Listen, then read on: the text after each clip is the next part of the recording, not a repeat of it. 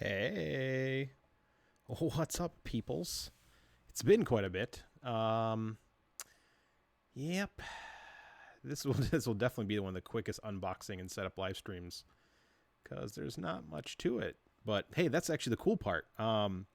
This box arrived today. Quite excited because I don't have any. Oh, I mean, I have an Ender 3. It's not here. It's at the makerspace, but I don't have any simple printers. Like I have a bunch of Prusas. I got an Ender 5. I've got some custom printers, but I don't have any of those lower end get into 3D printing printers. And here it is. This is the new. What I like to say is it's basically the new threshold, or what all the other beginner printers should start aiming for. I've gotten a few discussions about the basic 3D printer, and there's an argument that it's still not an Ender 3. And I get it. It's not a $170 printer. It's not an Ender 3 Pro, a $250 printer. It's a $350 Prusa. But there's a benefit to that. A lot of people are arguing, well, the features don't matter. I mean, the feature list is ridiculous. It's got things that the $800 Mark III doesn't have. I mean, we've got a 32-bit board in here, so we can get higher step rate. We can do more things. There'll be more features that can be added in. The 8-bit boards are stressed right now for all the features that we want to add to it. So moving to 32-bit is basically the smartest move that you can do right now, because you're no longer held back by your imagination. You get to use the latest version of Marlin. You get to use all the cool new features. But of course, I'm guessing that there's going to be some breaking in period. There's definitely going to be a break-in period. So, so who is Josef Prusa? But yeah, I mean, why is this a good beginner printer? Like, why should beginners care about this when they can get an Ender 3 Pro for $250, or I guess right now $210 from the Creality store on Christmas discount? The Ender is bigger. It's got a bigger footprint. So, I mean, it's got a larger bed and a little bit more Z height. But for a lot of people who print, they're not printing big things. They're just printing little knickknacks, like stuff this size. They're not, it's nothing huge. I mean, here, you can easily print Daredevil on the Mini. I mean, it's not a big deal. This wasn't printed on the Mini, but I mean, most things that people print are about this size. I mean, if you look, even with a Mark III that has a bigger area, I titled it wrong? Oh my gosh. Oh my gosh. Can I change that? I'll change it later. Why not? I can't change it right now. But thank you for letting me know. I typed it so quickly, I didn't even check my spelling.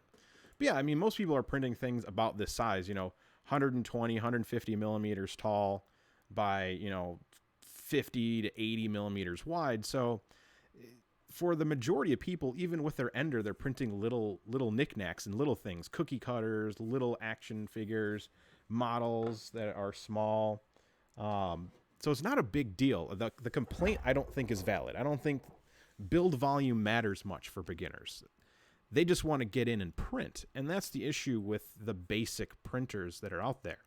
So when you have something like an Ender, you have nothing to help you. There's no support. I mean, Creality does have some customer service. They will send you parts if there's an issue. It's a little difficult. I've had to use their support, and it's not. I mean, it took like almost a month to get a new hot end that was shipped bent. But I mean, it's there. Prusa's support for beginners is amazing. You've got 24/7 customer support via online chat. You've got email support. You've got free replacements on things that are broken. I know I've used it in the past. I know thousands of other people who have used it in the past, and they've all had, majority-wise, really good results using Prusa support. So as a beginner, having a company that backs their product, I feel, is more valuable than something that costs less.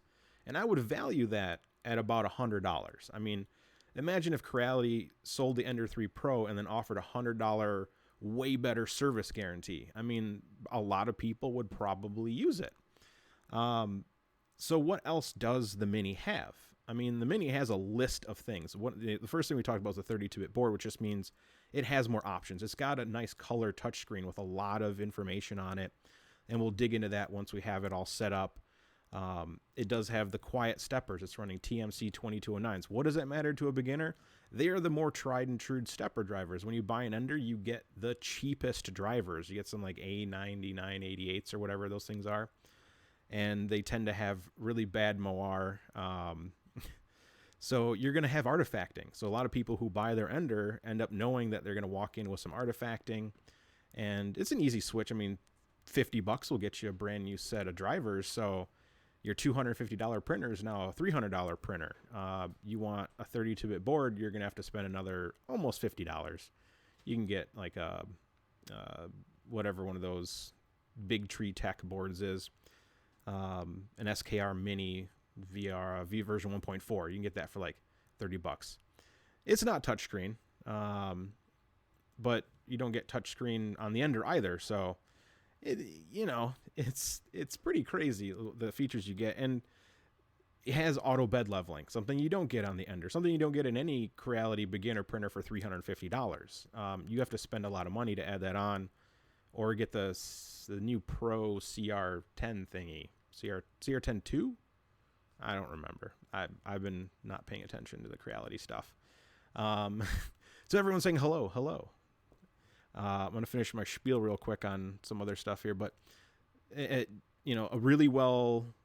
magnetic flexible sheets that we're all used to on our Prusas, it's on the Mini. So the Ender does have, on the Ender 3 Pro, does have those it's a really janky removable plate. It's not that good. Nobody wants that fake Beldtac sheet, but yeah, I mean, you get a lot of really cool stuff in a $350 package. So let's start opening it up. I'm going to look in the chat real quick, and then while I'm opening it up, I'll start looking at chat questions if there's any. And I have a knife somewhere. There it is. Let's see here. But can it print an 8-foot Thanos in less than 30 pieces? I don't think it can print anything that's 8 foot tall in less than 30 pieces, but that's not the point. But I think everyone should have a White Knight, so that way they can print whatever they want at whatever size they want in as minimal as pieces as possible. See, like Kathy said, a lot of people, I don't even use the full print bed most of the time unless I'm printing a lot of little parts. And again, it's a lot of little parts. And it still takes the same amount of time. So if I have to print 50 of something, if I can put 50 on a bed, or I can put 25 on a bed and print it twice, it still takes the same amount of time. You're not saving time putting 50 on one bed. I mean, it might be minimal, but there really isn't. Here's for the ASMR people, ripping the plastic open. So there really isn't a benefit to having a bigger bed unless you want to print bigger, which I get. But that's why they make bigger printers. You can jump to a Mark III's, and next year when the Prusa XL launches, you'll have your, you won't have a White Knight. You can't print an 8-foot piece in one piece, but... So, let's see here. That's why you replace the bed with one from TA3D, but then you're spending more money. I mean, again, for a beginner, this comes with everything. So, I mean, mesh bed leveling, auto bed leveling, all the fancy Marlin features, a good hot end.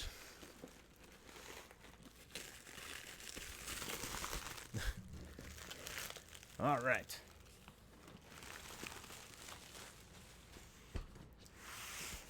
It's got a sexy picture of the printer on the side and on this side. And hey, the box is... I like this box. This is nice. All right, let's keep opening this thing up. Hey, Greg. Yeah, it's been crazy. I just finished wedding season. I'm a wedding photographer by nature. And fall was a little hectic, so I took a break so I can get caught up with everything. So, everything. Oh, yeah, I have an overhead camera. Overhead on. Yeah. Forgot I have this all set up nice. So here's some signatures here. Let's see what I got here. A fake Joseph's Prusa signature. It's printed on there, but got a little congratulations on getting brand new original printer paper. Throw that on the ground because I don't have any table space left. We have a really nice assembly manual. And power cord.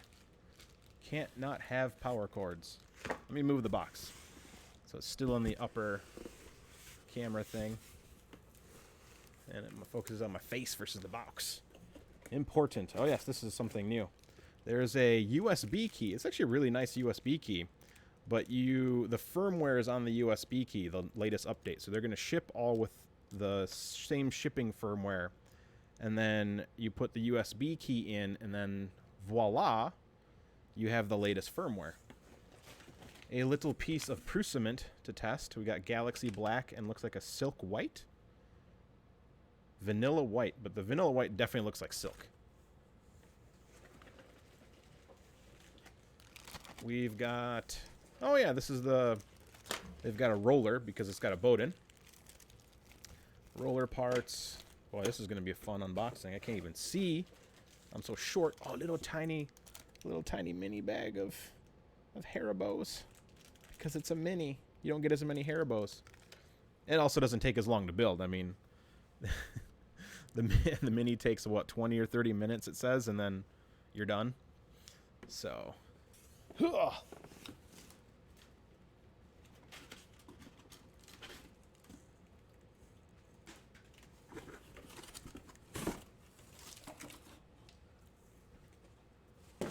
So far away.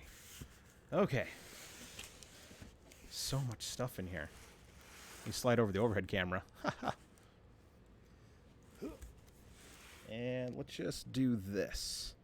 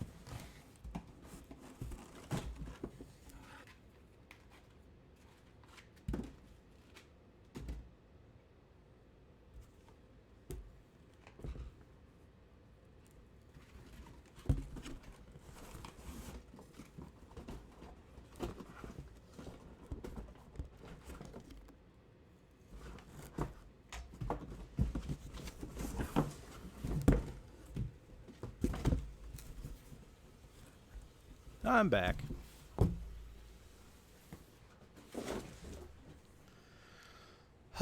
No, I only got... So, my Mini, I just got the very basic one. I got the very basic Mini, which is basically no filament sensor and the regular sheet. I want to get the least experience... let me take the chat box off. There we go. Yeah, so I just wanted to get the minimal experience. I don't need a fancy setup. This is what I told myself. I don't need a fancy setup. I just need the basic Prusa. So I got the most basic Prusa. All right. It's assembly manual. How many pages are it? Oh, it's in 2 languages, right? Yeah, one is English. Oh, they're both English. Why is it? Turn this book for 3D... Oh, okay. Half it's a handbook.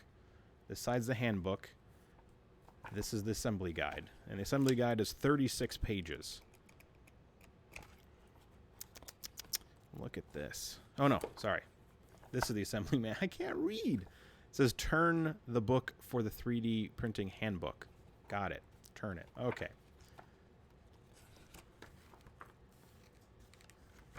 All right. Let's see. We need some tools. And, oh, yep. Tool. I haven't even looked at them. I'm totally jumping into this thing with absolutely zero knowledge on how to do this. Ooh, all right. Okay, so here's the box of accessories and spare parts. Boom. We're going to need this first. And then we got all the spool holder goodness to build the spool holder. Dan, telling you, man, the DHL guy loves me more than he loves you. So Dan, who just commented in the chat, he actually lives local, and he's borrowing my printer that normally goes right behind my head. But my Mini's going to go there, so I have a spot for my Mini. Let's see here. So, y-axis. Let's take a look at let's take a look at everything. So, one section that's already pre-built. Something's sliding around. Oh, those are the mounts. This is the bed. Now, let's compare this to the actual Prusa Mark III's bed.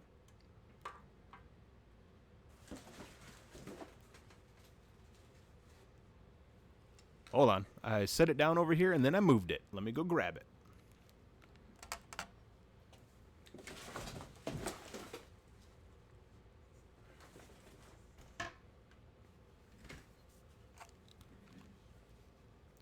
Okay.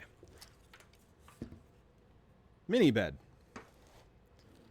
Mark III's bed. Can you tell a difference? Yeah, this one's smaller. This one's bigger. Or is it the other way around? So yeah, you've got the magnetic bed from Prusa. What's up, German 3D printing nerd? Ooh, and the Keith is here. Hey, Keith. That is a tiny bed. It's cute, though. It's very cute. So one of the things on this that a lot of people had concerns about was the printed frame. So as you can see, oh, let me get it in there. The frame is printed. Look at that. But it's well printed. I mean, this actually looks really well done. There's not much you can really mess up here. You're just screwing on some really nice extrusion. Yeah. Flatness is going to be an issue. If you look at mine and look at that foam foot is compressed due to shipping. But on this side, that corner is perfectly flat. So it's not going to sit perfect. Yeah, it definitely doesn't sit perfectly flat because the soft foam feet are not in the best shape, but not a big deal. Looks like the belt's already tensioned on this. Yep, it's already got good. It's got really good tension. It's actually pretty tight. And what else? Thermistor's in the same spot. So you got the thermistor over here, reading the bed temperature. I like they've got everything stickered, so I guess for during assembly, everything's stickered and barcoded with a 3D barcode on every part. So assembly wires are tucked into the extrusion. We've got another 3 bearing system and a very small aluminum, looks like a 6 mil plate. The bed is much thinner. Is it much thinner? The bed is thinner than a Mark III standard bed. So if you look at the profile, let me move my face out of the way. The bed is actually very thin. About, I would say about 2/3 the thickness of the Mark III bed. Now, with the thickness of the bed, the only issues with that are going to be small changes in the bed as it heats. So PCB beds aren't the flattest. It's very hard to make perfectly flat PCB as it heats and contracts because you can't evenly heat it. This does have a ton of copper embedded into it, so it should heat really well, and it should heat really quick. This is a 24-volt printer. It's a very small bed, so getting it to temp shouldn't be too bad. I don't see any issues with that. I am missing, I don't know if I'm supposed to be missing a screw, but right here, there is no screw on the bed there. I have all the other ones, so 8 out of the 9 screws. So I don't know if I have to add that. I don't know if that's part of one of the steps. But I am missing a screw right there. I've got spare ones, so it's not a big deal. I've got a parts bin over there. I made another parts bin over here, too. So now if I need parts real quick, I can just grab them. Let me look in the parts bin. Is there... that is... I'm not seeing a bed screw. So I'm just don't have a bed screw there. I don't see a... the picture of the bed on the website or on the booklet says there's a screw there. So I'm just missing a bed screw. Josef, send me my bed screw. I need one. It's missing. So Oh, okay. Note that it has a second M312. We will use that later. Okay. So that's actually pretty cool. I do like this setup. It's very heavy for its size. Like, this thing looks like it's super light. And it's sturdy. Like, this is a nice heavy base for the printer, because a lot of people are worried that this heavy ZX axis was going to be an issue, but I don't think it will be, because this is heavy for its size. Like, it's surprisingly heavy for its size, as I put everything in front of my face. Power supply is external, which is cool. The bed is tiny, but it's cute.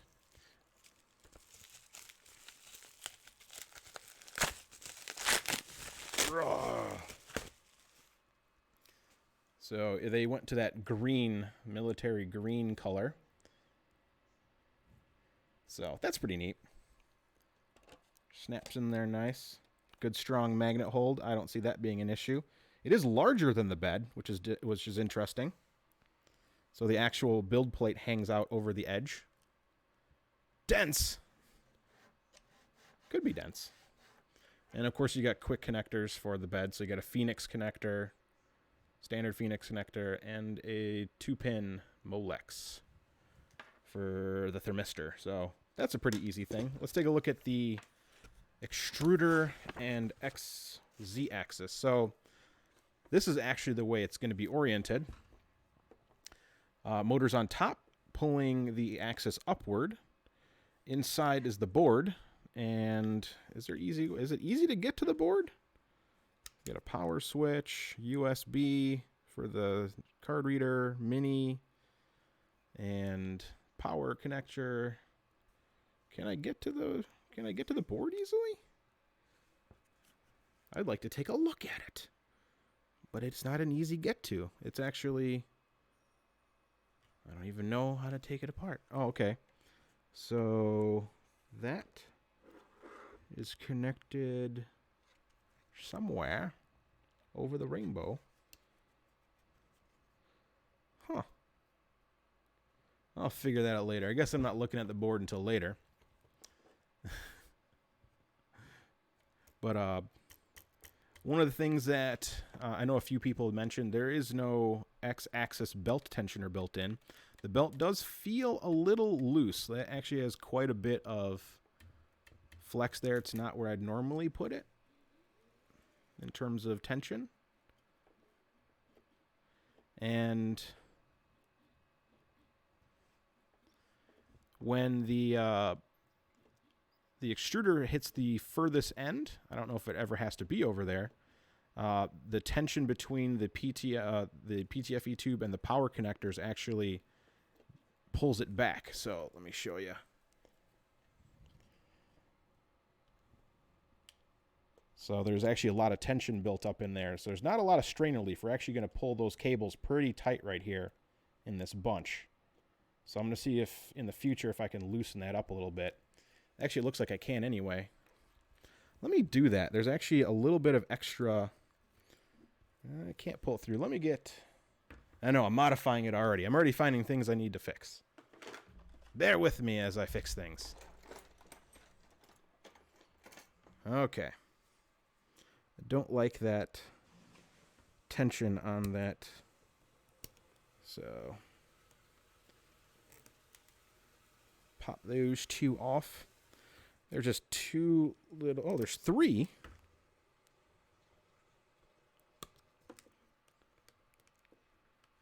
Three zip ties.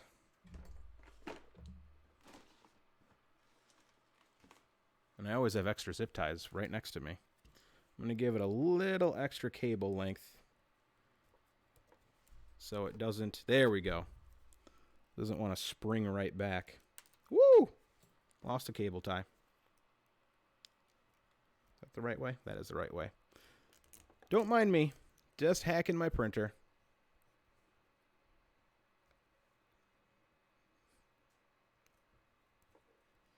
Okay. That will give us a little bit more strain relief. Okay, 1.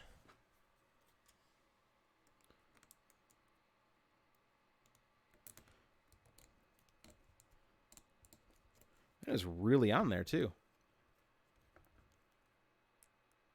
I think there's a single screw holding the cover near where the wire bundle goes in. I think you're right. I saw a little screw hole over there, but I didn't want to... I'm not going to mess with it yet. I'm going to get to the build. First, I'm going to fix this one thing that I don't like. I don't like cables. Because see, what I did was I gave it... There's a little extra room. So now when I bring the axis over, it doesn't pull back. So this tension's no longer here. So don't remember how it was bent like that, and there was a lot of stress there at the end? There's now a little bit more flex. And when it goes all the way to the end of the axis, there's no strain right here. So that will definitely increase the longevity of those cables and also put a little less stress on the whole thing. One more zip tie. And there's plenty of room to do it. It's not like that you're stuck in some way, shape, or form. Okay, how do I get that last cable in there?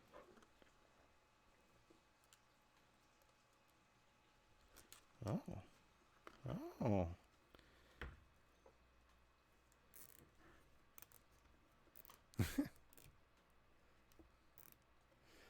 Well, I'm not really modifying it. I'm fixing something that might cause my printer to break over time. So I'm doing preventative care. Okay. So there we go. That looks a lot better. There's no more strain right here. There's still plenty of cable. I mean, they set it up so you're not stuck. So, okay. It looks really cool. So they put 10mm rods on the Z-axis. So you've got giant, full-length 10mm bearings in there. And a standard LDO Z-axis stepper. And, of course, a regular 8mm rods on the X-axis. But the X-axis is surprisingly short, so there's no stress over here. I mean, I can't really flex it with my arms, like putting pressure here. I don't feel it bending. So, yeah, I like it. Now, it does have a custom hot end, and it does not have a Noctua fan, it looks like. What kind of fan is it? I don't know, but it's got a custom hot end. It says Prusa Mini on it, right? Oh yeah, right this way. It's so hard working in dimensions. A little custom hot end. Pretty cool. Full 50-50-15 blower on it. 3 wires, so it's got RPM. It's got a tiny pinda for that first layer calibration goodness. Okay. Now that I'm happy with that, let's start the assembly. Let's do it. Let's make this thing work. I have the manual over here on my iPad. I'm going to bring the iPad over here. And Noctua was great on my computer. I have a Noctua fan. Can you hear my computer? All right, step 1, get all the tools together, it says. We got a wrench and one 2.5mm Allen key, so this seems pretty simple. So this little baggie right here that says Tools Mini. And boom. So yeah, just a same wrench that I remember. No, not the same wrench. The same type of wrench that was from, I remember building those Mark II S's. You get that really gritty wrench. And a 2.5mm Allen key. So we got those. And use the label as reference because these sizes match. Basically what it's saying is these little pictures are the actual sizes. So if you don't know the exact size of the screw you're grabbing,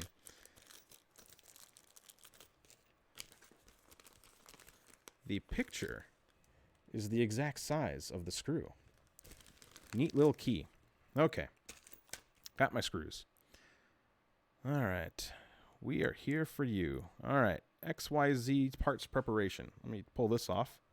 They don't want that on there. I need an M340 screw. I need an M320 screw. and an M312. All right. 3 screws. And it does say to note that there is a second M312 screw, which is still left in the bag. That will be used later on. In case your wax assembly includes PI chute, please remove it now to avoid scratches. I have removed it. I'm going to take a drink of water.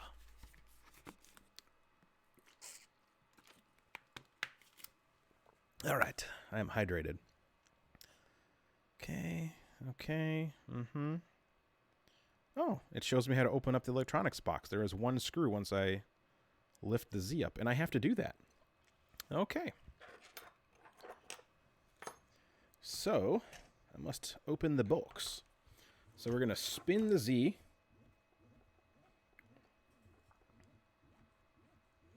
Spinning, spinning. And there's 1 screw underneath here that I have to do because I have to open it up. And once I open it up, I have to run a ribbon cable from inside to outside of it. I don't know what I'm going to print. I'm going to print whatever's on the memory card first. And I'm going to use... I got some filaments. We'll let you guys choose which one I use. I have 2 choices. Fun choices. Not really. I'm going very basic. Okay, that should be high enough. But I'll go a little bit further. Okay. Alright. Need the Allen key.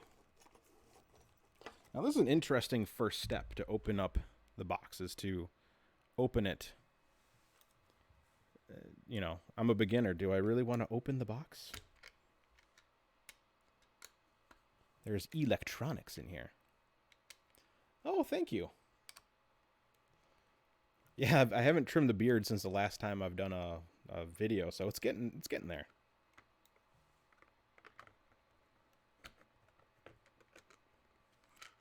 Okay, that comes off easily enough. And inside is the board. I'm going to stare at it. I'm going to stare at this board for a second. Wow. Ooh. Ah. Ooh. Oh, sorry.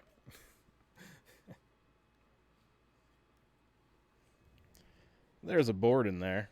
It's not easy to see. Maybe I can get up to this camera better.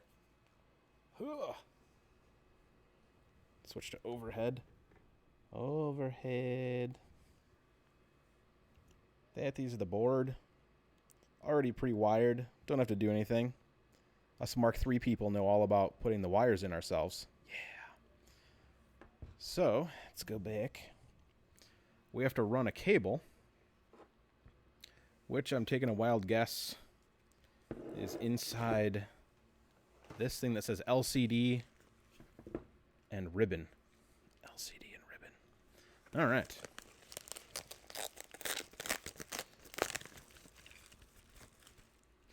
So here's our tiny, cute screen.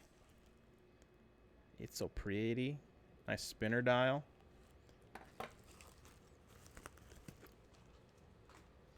And our ribbon cable. Connecting the LCD cable. For the first step, please prepare the LCD cable flat gray. Johnny Hi-Fi, of course it sounded right. Take the LCD cable and push it through the hole. Okay, looking at the pictures here. Push it through the hole.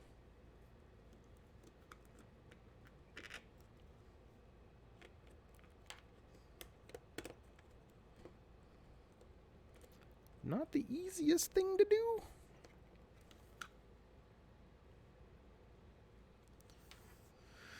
Hey. Oh, yeah. Probably easier to go from this side. Protecting the LCD cable. I'll protect it. Better believe it. Okay.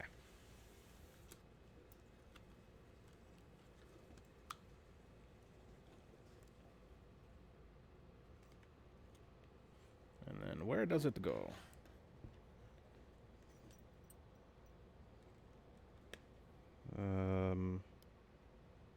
Yeah, where does it go?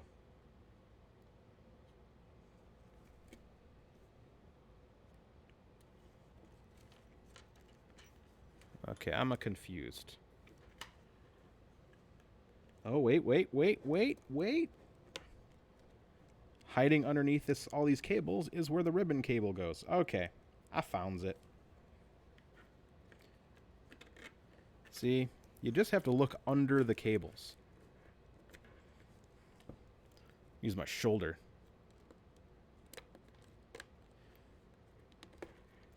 Santosh, I believe it can. The beta testers were printing plenty of it, so I don't see why it cannot print the flexible materials.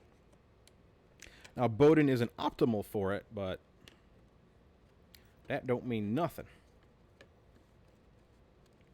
Okay, ribbon cable, done. Okay. Yep, I did all that. Wait, what? Oh, interesting. Okay, in order to protect the cable, please follow the instructions below. Carefully lay the X on the side. Yep, I did that. Go all the way around. Okay. Did that. Now tilt the X back, blah, blah, blah. Did that. Okay. And stick these cords in the box. Okay. I did that. All right. And then we have to start connecting things. So we now mount the thing to the thing. Connecting the Y and XZ assembly. Important. Read the following instruction lines carefully. You need to align all 3 silver M3 NE nuts to the Y-axis assembly to the correct counterpart holes in the XYZ assembly. So basically what it's saying is there's 1, 2, 3 holes here. So you can see them. There's these tabs that are designed to fit into the grooves of this bad boy. And right here are the screws that fit in there. And what you gotta do is slide all those screws there. And then align it. Yep, pull the bed forward. Just, oh no. Pull it this way. These go this way. And it goes like this. Whoa.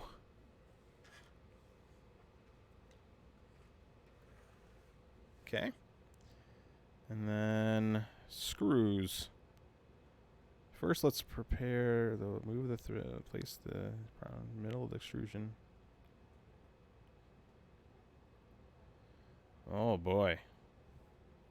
Oh boy. Yeah. Okay. Okay. Okay.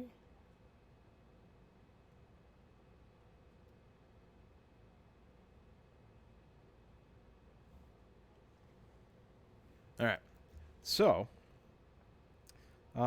basically what we're doing here and what Prusa is describing in this manual, which is, if you're reading the manual, basically you're going to pre-thread some of the screws on, and then we're going to slide the axis back into its proper position, which is in the back here.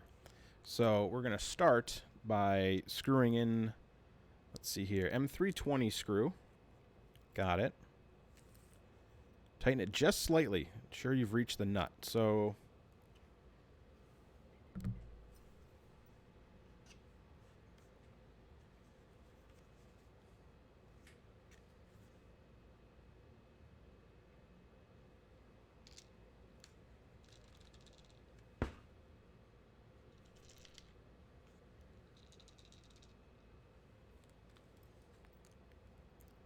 M3, oh. Got it. M320 goes on the outside. So M320 goes on this screw right here, on this wing. The M340 is going to go into this giant hole, and it's actually one long hole that leads to the outside here. So let's do that. So it says to start approximately in the middle of the extrusion.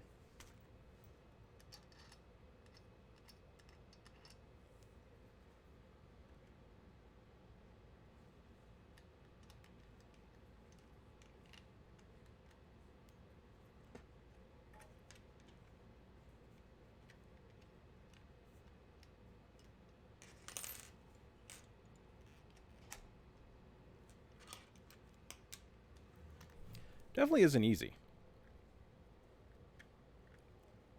But I think I got it that time.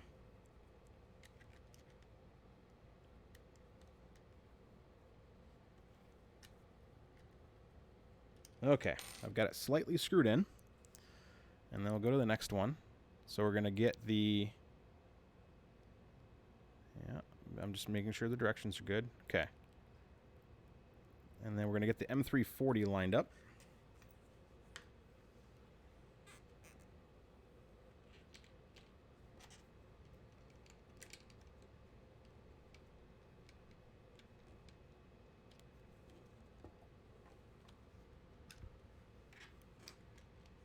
I did it backwards.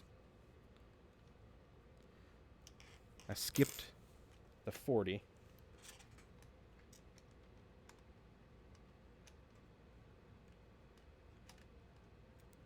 Can you tell I'm rusty? Okay. So let's get the M340 screw all the way through.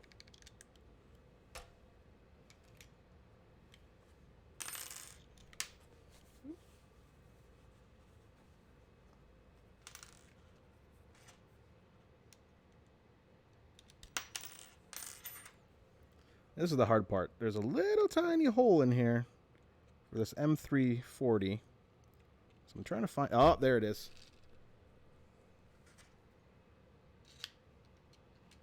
Got it. So let's line that up with the first bracket.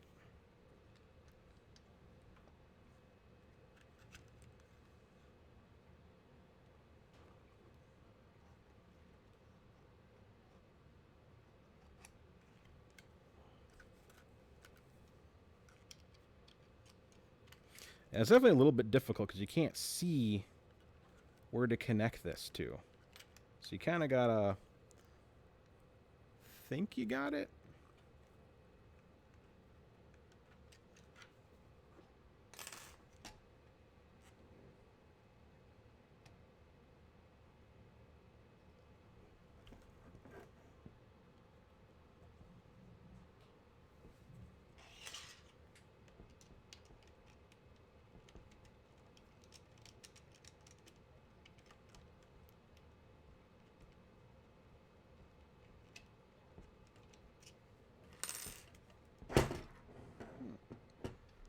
I keep missing the little nut.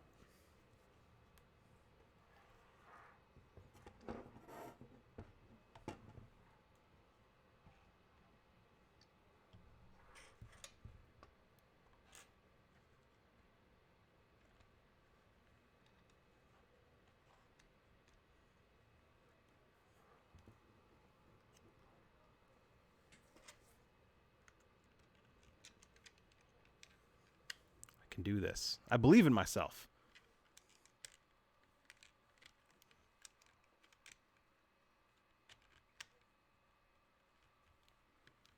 I don't know if it's going in or not, but I'm going to keep praying.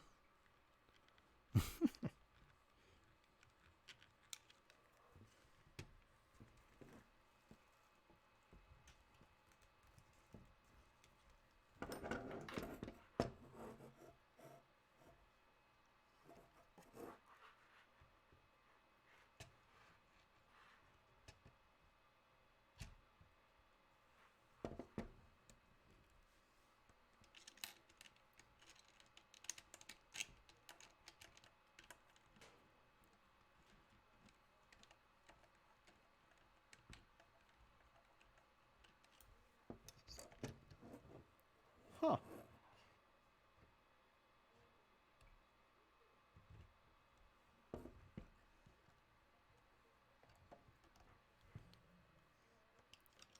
I'm trying to use the force.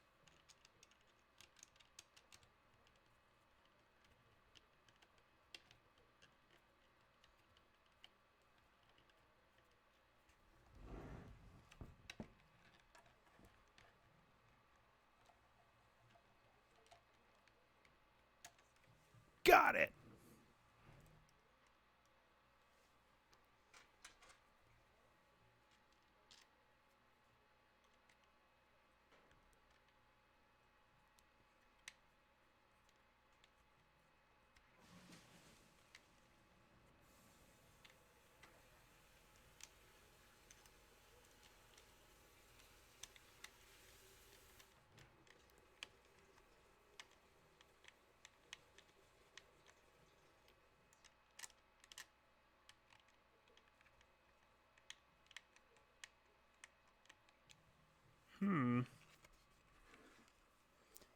Well, I got the hard one in. Let's see if I can get this easy one in. So that was the one thing I don't like about the assembly. You can't. They have these tabs, and you can get the nut in between the tabs. But that doesn't mean the screw is like. That's why I tilted the bed over, or tilted the frame over, because it was. I think the screw was ending up high, and then when I tilted it flat down, gravity fed it right into that little 3mm hole.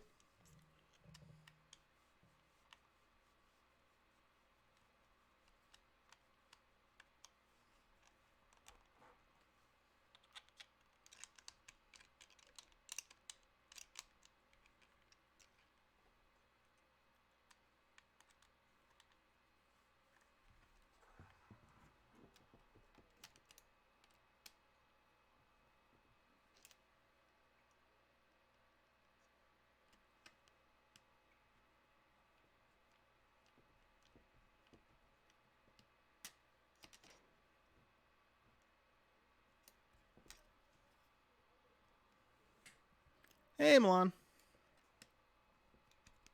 Welcome to the longest build ever.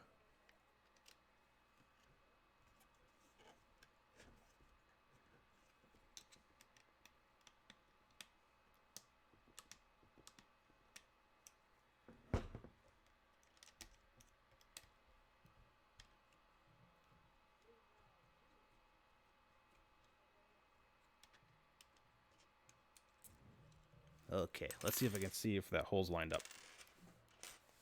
I'm going to grab one of these, my old technique.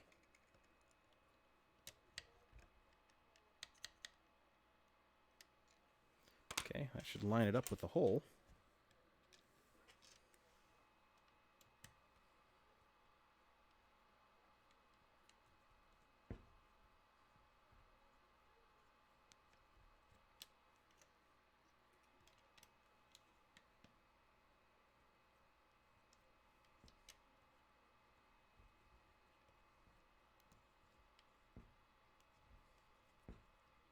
I still can't find the hole in the small, easy one.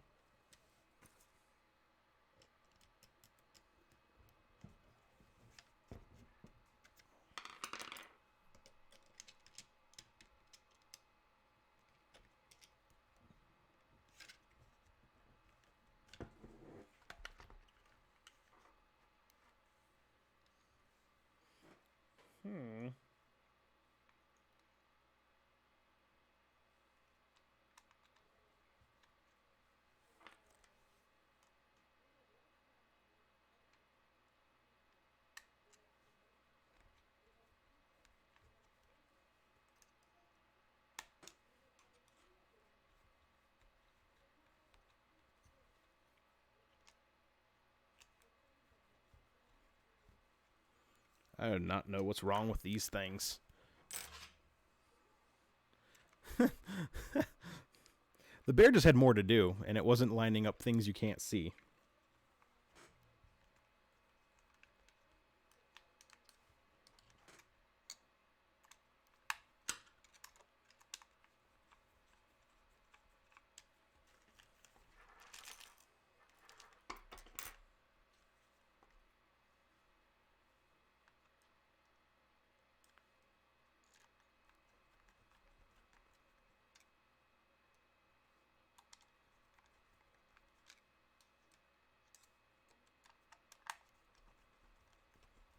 Got it.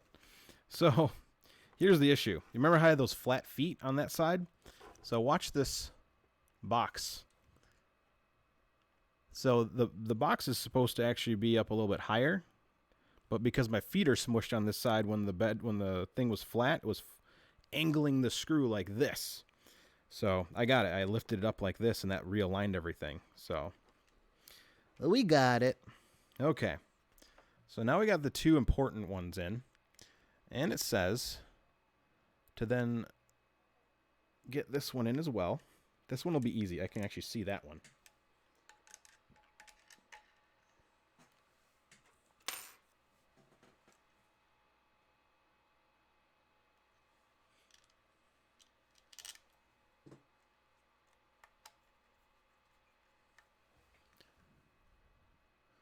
Okay, dokie. Oh, someone, Santosh, just subscribed. Okay, I got that screw in there too. And then we have to align this all the way back.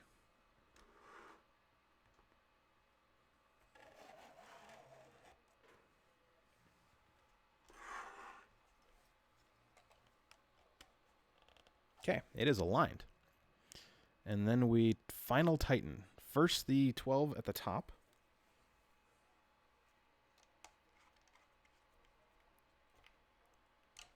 Okay. And then the M340 and then the M320.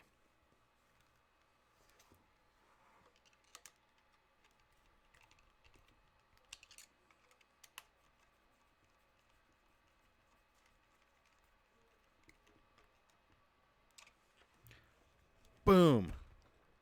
I'm a pro. Whoa.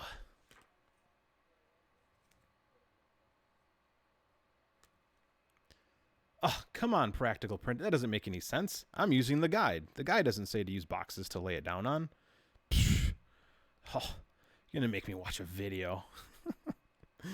Again, I'm doing this as a beginner. That's the whole thing. I'm reading the manual, looking at what it tells me to do.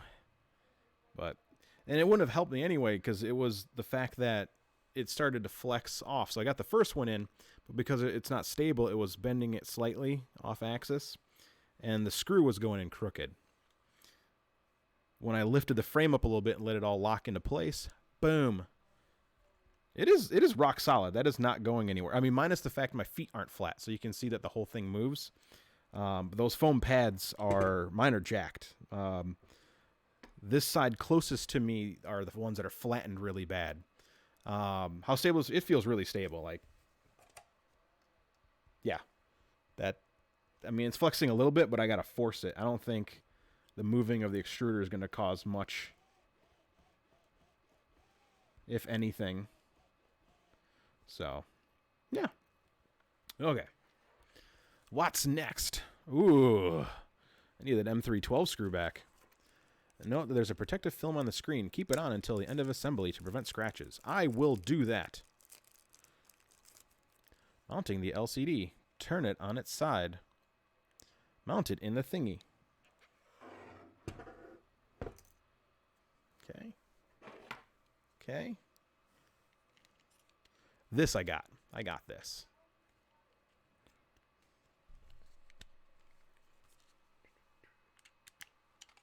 Okay.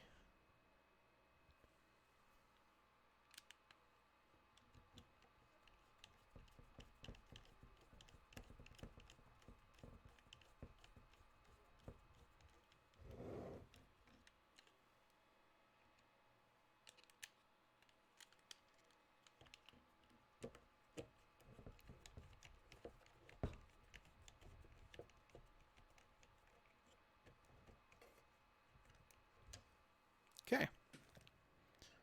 The design allows you to tilt the LCD into multiple positions. Too tight. Craig, I can take the foam feet off, but that means that I won't have, it would be leaning cockeyed because the box is actually lower than the frame. So those pads are supposed to keep it level. But unfortunately, my pads are jacked on that one side, so it's making it all catawampus. I think 3D printed feet would actually be good because, especially on the box. So the box actually becomes part of the foot. There's a foot right here, and then there's the 4 feet. So it actually balances on that, but they're not flat. So these are squished due to shipping, and these two aren't squished due to shipping. And this one's, I think, supposed to be thinner, so they probably bottom gauged based on the height they need to be. But because my left side is jacked, it's tipping over onto one side, so it's whatever. I'll figure it out. But yeah, no, that axis feels really good. I mean, there is some play. Let me turn the subscriber thing around. Let's see here. Viewer account, black bar, chat box, alert box. Turn the alert box off. So the only wobble I see is actually this way, but it's not gonna go that way. The bed moves this direction. the axis here doesn't move, so you're not going to have this issue. But up and down, it's very sturdy. And the frame is very sturdy now that it's locked in place, so not much argument I can do here. Yeah, I'll fix this app one day. One day. Okay, what do I got to do here? Oh, I got to plug it in.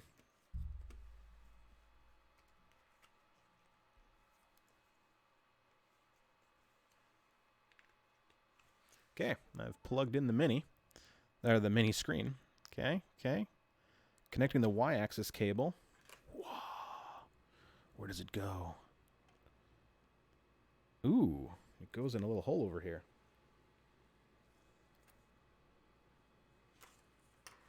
Ugh. Motor cable.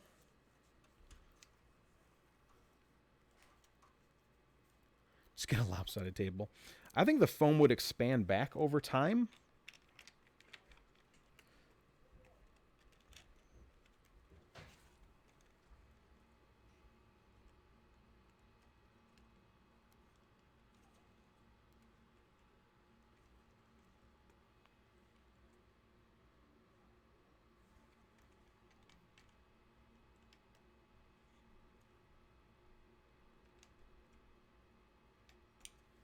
All right.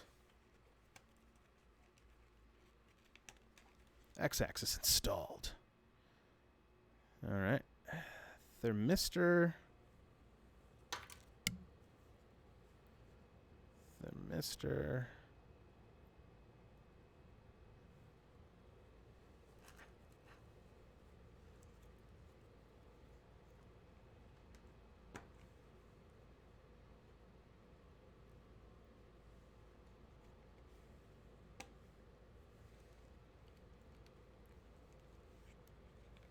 Okay.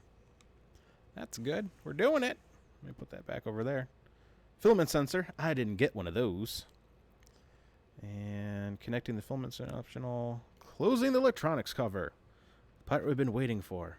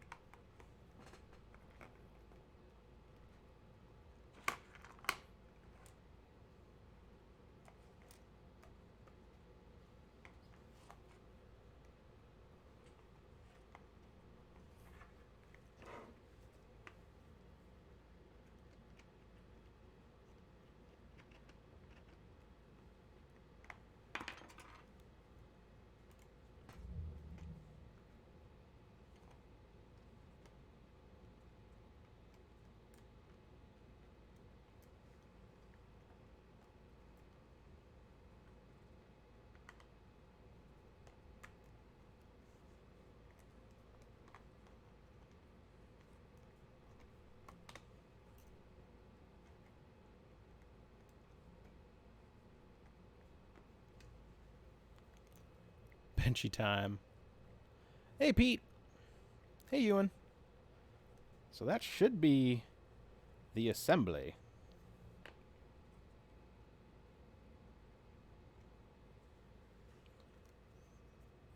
Okay. Bed cable.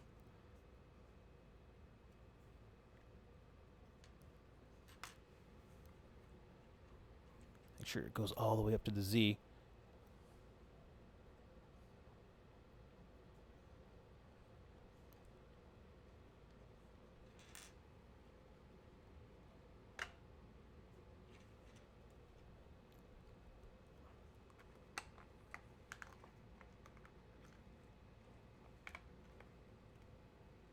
Oh, I'm missing something else.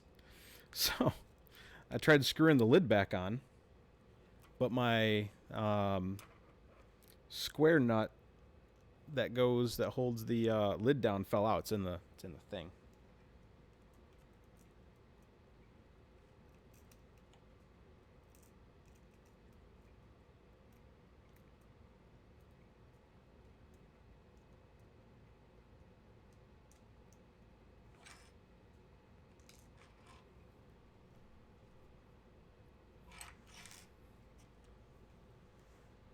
I keep dropping the screw. I think in 3 seconds, Ewan.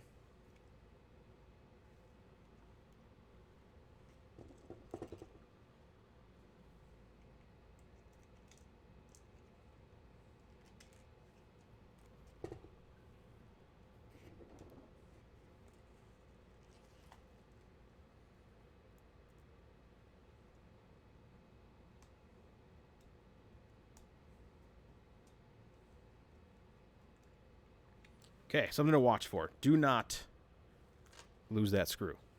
Or nut.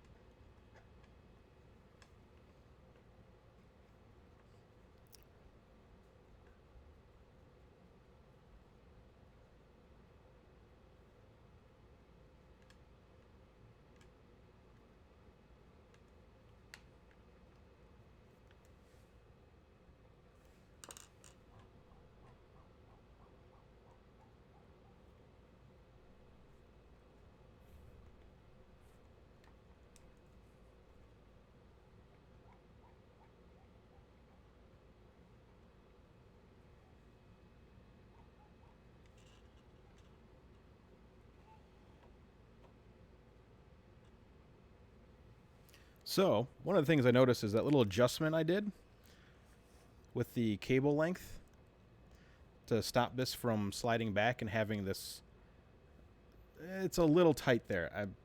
As someone that's seen cables break, that's yeah. But I actually had to bring it back down because the full Z height tightens this entire cable to its fullest extent.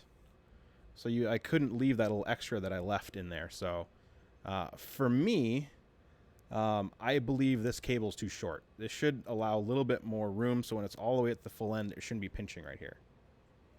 It's definitely pinching right there. It's probably not going to cause too many issues, but it's an oversight for me. Yeah, definitely looks like that's going to pinch. That is quite the angle. That is turning almost 90 degrees at that point. So, not the best design for that.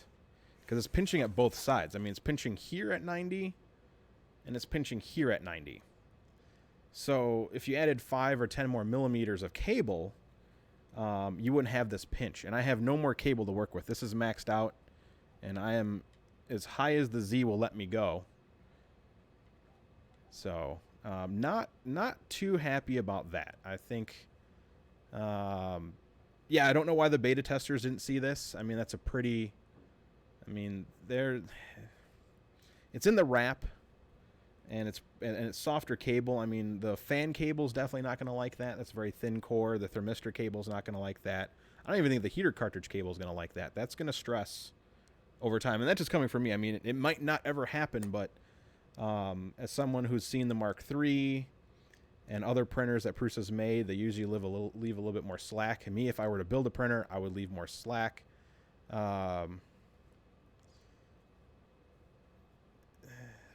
Well, the tie wrap's protecting it. That's actually one of the things that does help.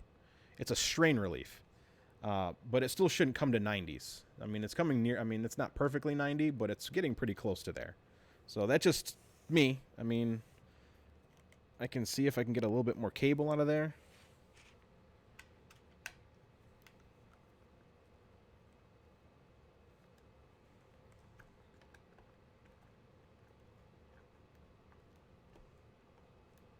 Nope, that's it.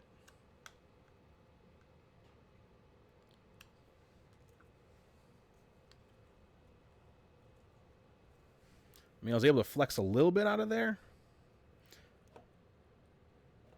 That's a little bit better. So when you have yours, so it's no longer pulling back. I no longer have that force pulling. So I was able to get a little bit out of there, but that is literally the shortest amount of cable you can use. And it's still, I still find this to be too tight. I mean, it feels bunched right there. So, yeah, the cable should probably match the arc of the PTF2, but if we did, it doesn't reach the end. And then there's even more stress. So, we'll figure it out. We'll figure it out. Let's see what we gotta do next. Good. Oh, we gotta build the roller. So the Mini will go here. I'll even plug it in.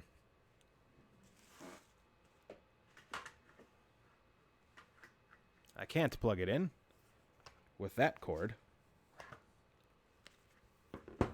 but I can with this brick.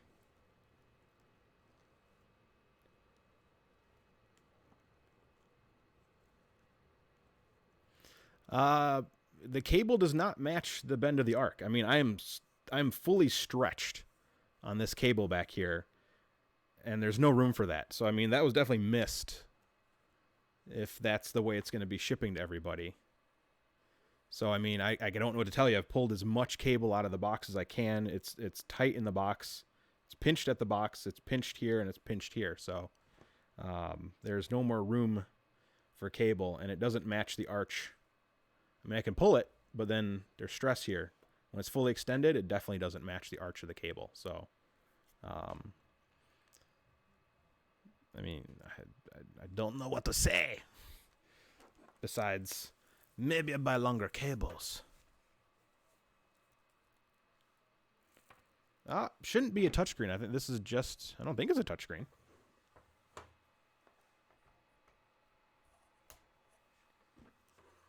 And actually, let me run to my parts box and get that missing screw. And now I've got replacement bed screws there.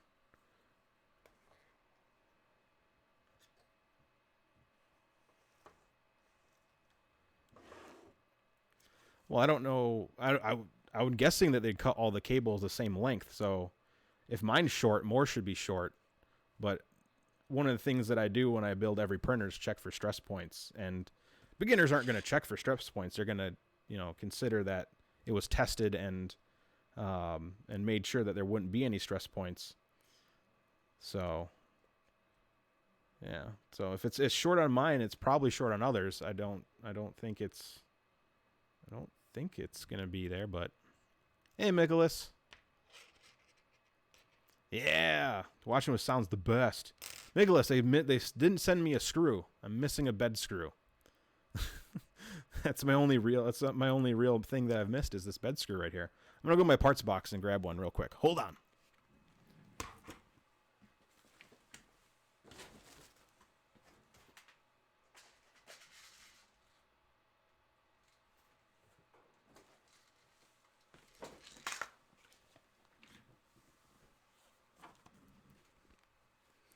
Hey Carlos, I don't have any insight on anything in the future.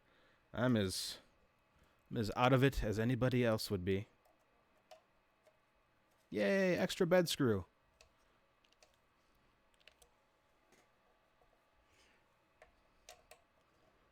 Okay, I fixed with my extra collection of bed screws for my Mark III. They do use a different screw. The taper is a little bit sharper. So it's not a perfect thing, but it is it is flush. So good. All right. I can now power it on.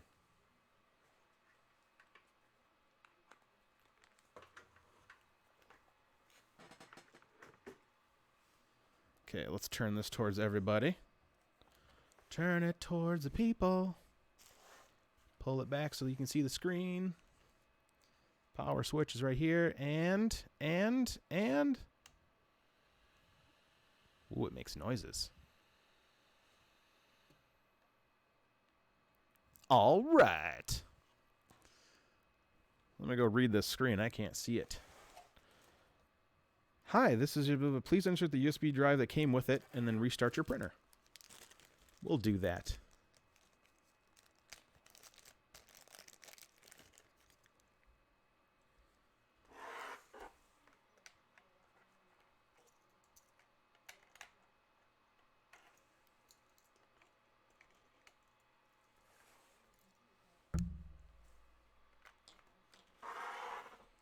All right.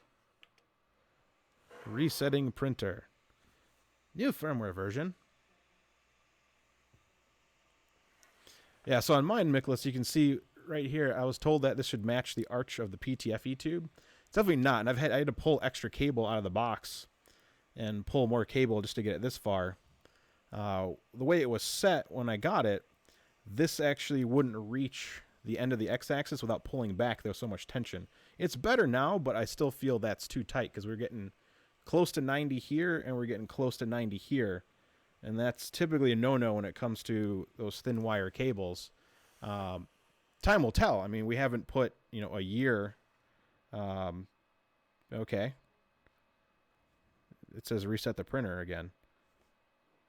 Turn this thing off, pull this thing up, put it in. Verify. What?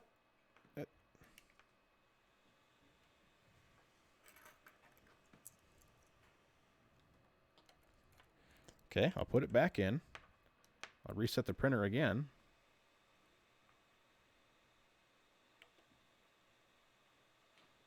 Okay, I had to hit the flash button. Let you guys look at that. It says it's flashing. Of course, you can't read it. I mean, that's... But at least you can see it.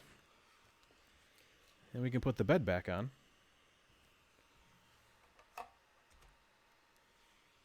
So, is it smaller than I thought? No. I mean, it definitely is a small printer. I mean, that was one of the points a lot of people have made. But, I mean, it's a $350 printer, so it's not going to be huge. It's got a full-size fan, a all-metal hot end. Well, no, it's got PTFE lined, and it's got a really big radiator. I like that.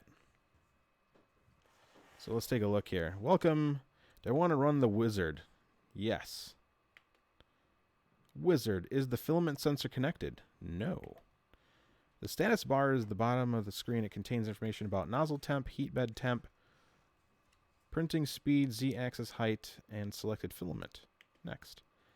Next to run the self-test wizard. Next. Fan test. Oh no, sheet's on forward.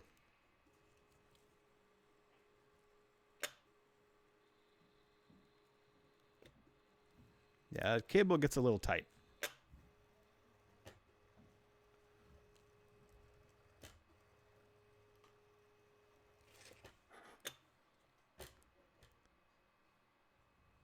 Okay. Checking the hot end and heat bed heaters. Nice. I really need like another camera like right here to read screens. I mean, it won't be hard to make it taller, but you're going to need a lot of cable. I mean, the cable, so you need new motor cable, new PINDA cable. I mean, you just need extenders for everything. So you'll need extension cables, which that won't be too hard. And I don't see an issue going taller. You just need more extrusion, longer rods, longer Z-screw. I mean, custom firmware. So other than that, it's good to go. Checking hot end and heater still going. So it's at 168 and 51. Yep, bed's hot. I'm not touching the hot end. Nope.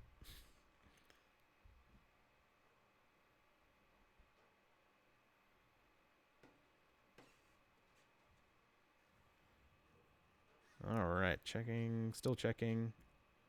Just waiting for the bed to get to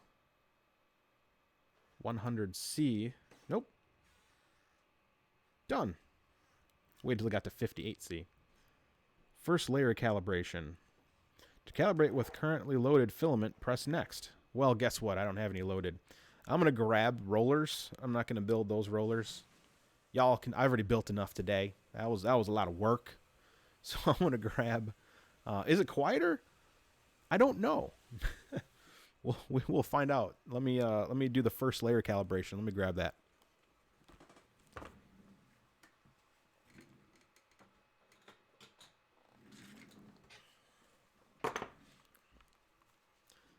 I got some nice acrylic rollers. Oh, fancy big bearings. Okay. Touch hot end. No. Bad suggestions. Okay. My testing filament will be orange atomic PLA. All my future testing I'm doing on this printer will be on this gigantic roll of Fiberlogy Graphite Gray, because gray is the best filament to see any issues. So I'm going to do speed tests. I'm going to do resonance tests. I'm going to do retraction tests. I'm going to do them all in this PLA. I'm going to do that across all my printers from going forward, so I got a big roll of it. But first, let's put some orange in. And the end fell out, so...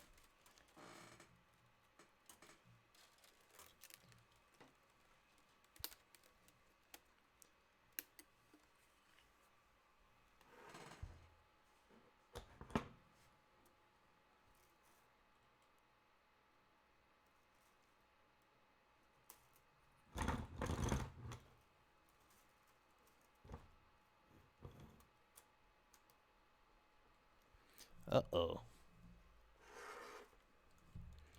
Filament does not make it easily through that PTFE coupler. Let me cut a sharper end here.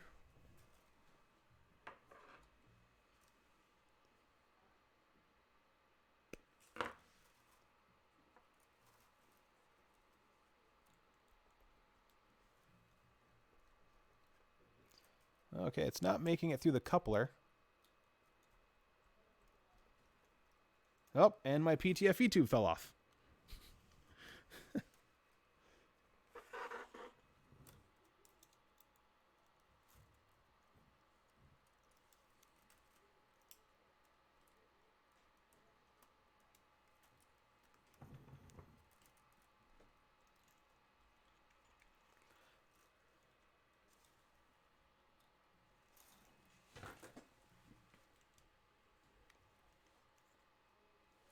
Okay. Let's try that again. And there's also no pressure holding the small piece of PTFE tube, so that slid out pretty easily, but...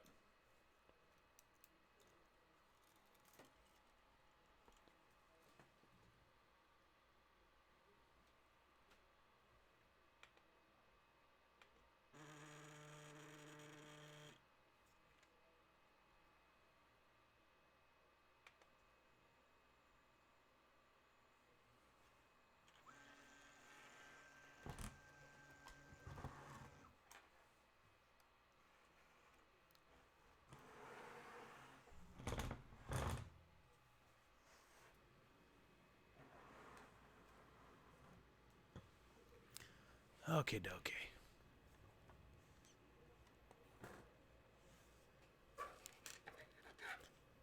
Well, I couldn't even make it that far practical printing. It got jammed up at the end of the PTFE tube, and it wouldn't even make it to the gear. It was hitting something weird.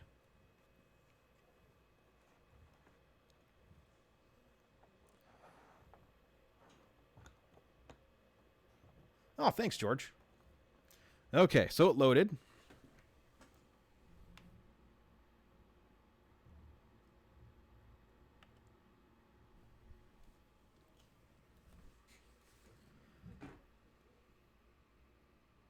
I don't know why it's purging. Why is it purging so much? It's purging. It's purging a whole bunch. It's purging a whole bunch. Okay.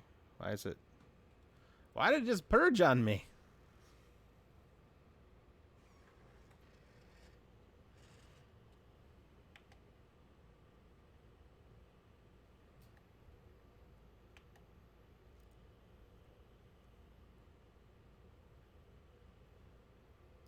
Okay, first layer calibration is not working.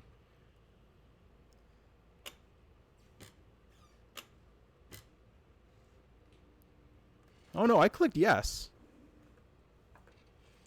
Because it's doing it now.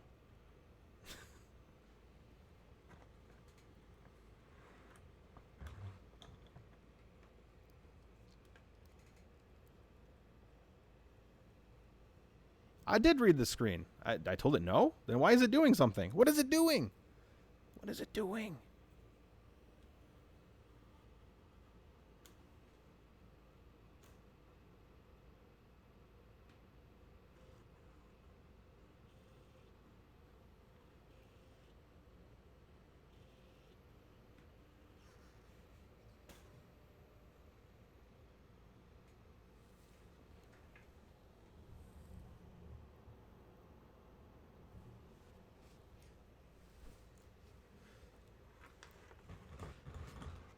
Oh, okay. I see the issue. My screen is also got the screen protector on it. Let me take that off real quick. It's going to bug me. The colors don't make sense to me. It's white or gray. I thought gray was highlighting. White is highlighting. So that's the concern. It should be like a green or a bright color telling you that's what's selected. I'm getting used to these colors here.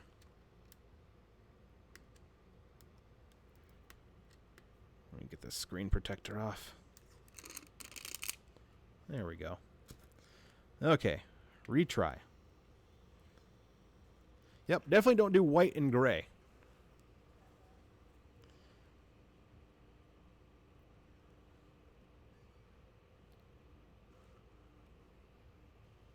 Okay, now it's working. Now I turn it.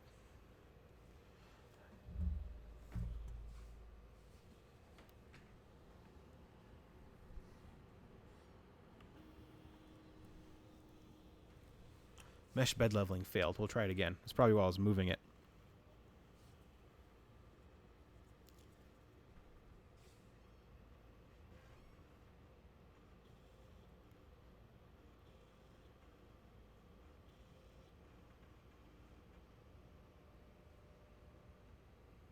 Uh-oh. It does hate me. It's like, Chris, you're not allowed to do this.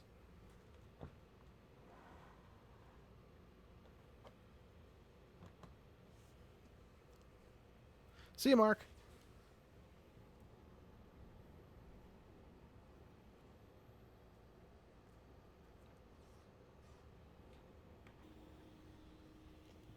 Try it one more time. I don't know why it's not passing Z calibration.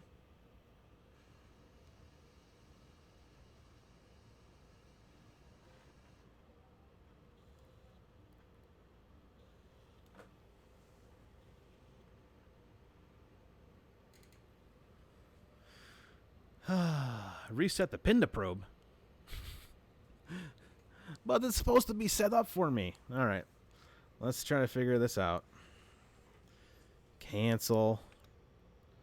Done. No, back. Calibration.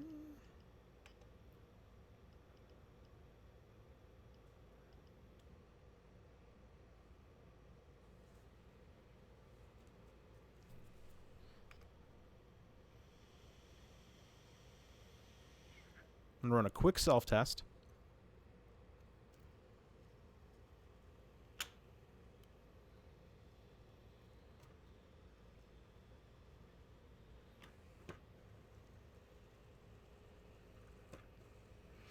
Steel sheet has to be on in order for it to do the bed leveling. So removing it would be bad. It is punishing me.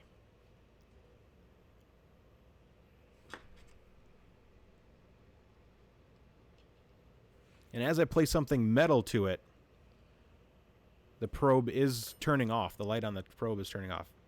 Nope, spring steel sheet is double-sided, so there is no wrong way of putting it on.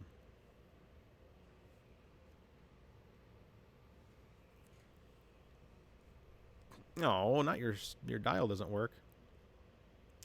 Yep, I installed the updated firmware.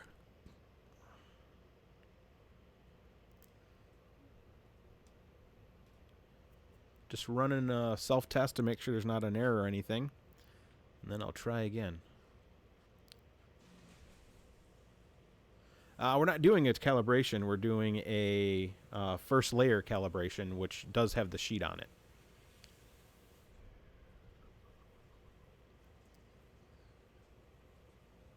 So I know the Pinda's working. I mean, the only thing I can think of is it's so askew that it doesn't like the amount of skew, but it's not saying that it doesn't like the amount of skew. Yep.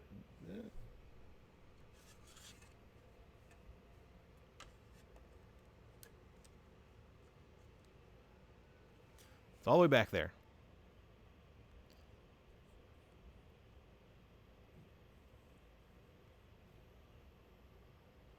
There's only one orientation for the sheet.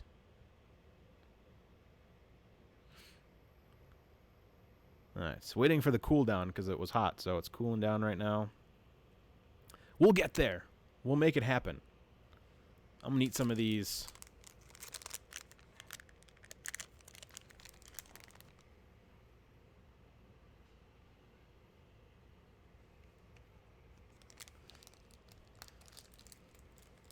I will check the Pinda once I have some tiny gummy bears.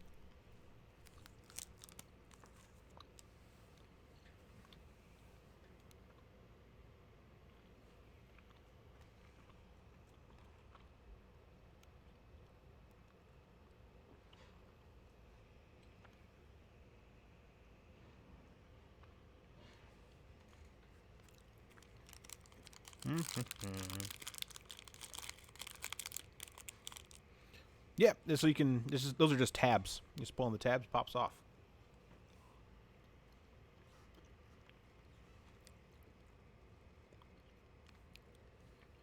All right,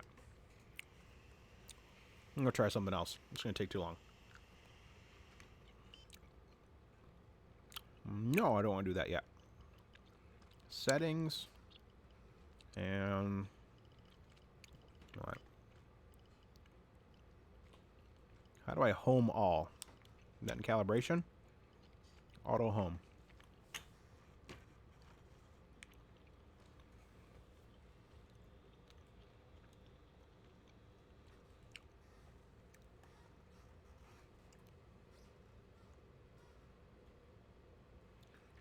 Pinda height looks good. I'm going to run a mesh bed leveling from the menu.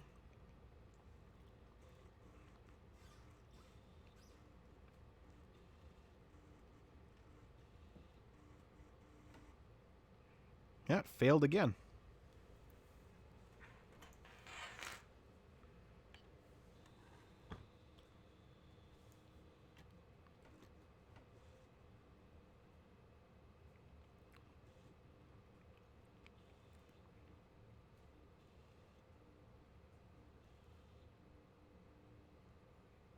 Nope, mesh bed leveling failed.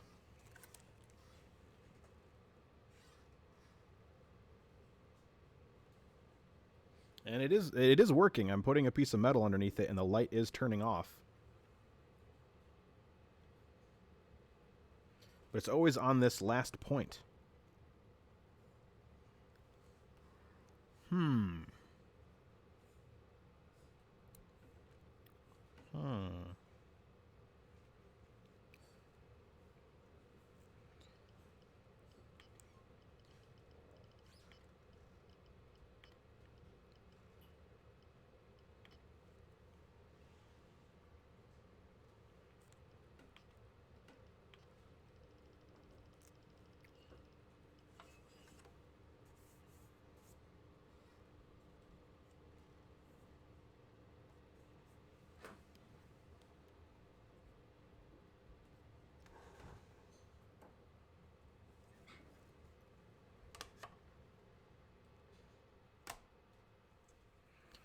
Okay. Turn. Calibration. Mesh bed level.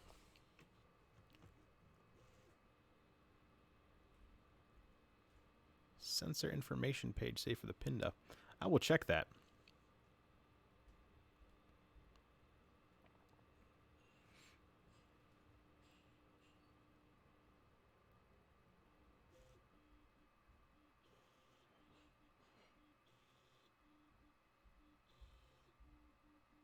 Nope, always in the last point. All right. Info, system info. Okay, that doesn't tell me anything. Settings. Okay, nothing there. Calibration. I got nothing I can run to test. Alright. Settings. Factory reset. Yes. Factory defaults loaded. The system will now restart.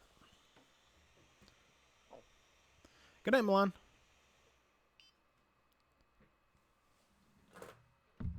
Nope, spacer's under there. Alright, run the wizard. We got this.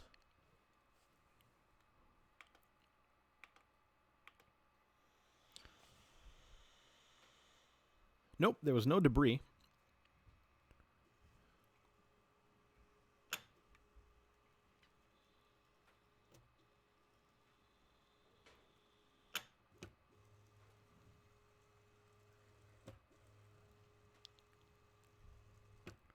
It is sitting a little funny. Hey, Claire. But the way it's sitting wouldn't matter. The bed and the axis aren't warped or twisted or anything. I mean, maybe the axis is off. I don't know, because I mean, if it's at a funky angle, maybe it's reading it wrong. It could be the resistance of the cables. I think there's enough, but man versus machine. Never let the machines win. All right, it's redoing the self-test. We did following practical printing. We're doing a full factory reset and trying again. And then once the full factory reset is done, we'll try running a mesh and see if it works.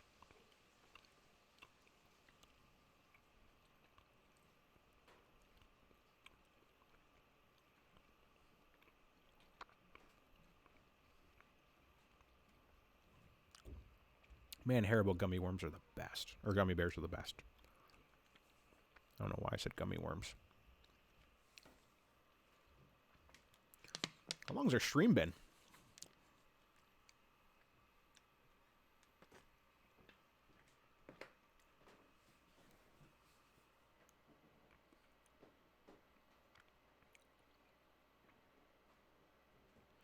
I have tried to loosen the cables as much as I can,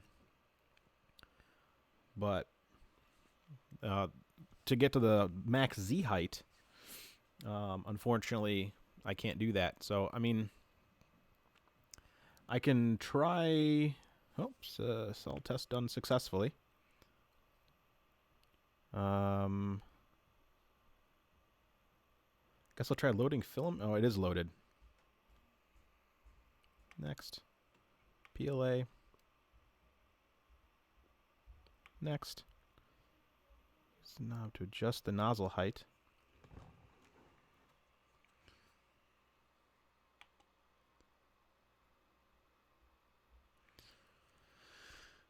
$95 an hour and 35. Oh boy.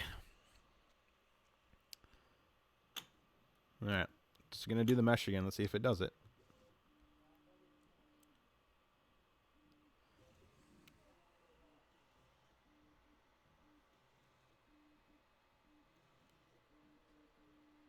Nope. Failed again. Well, cancel. Done. Okay. Well, this is where I'm stuck.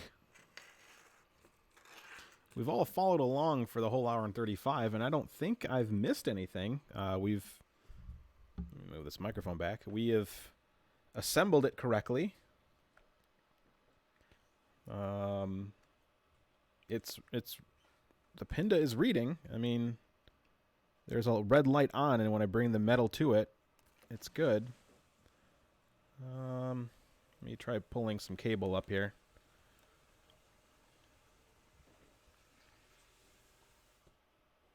Huh.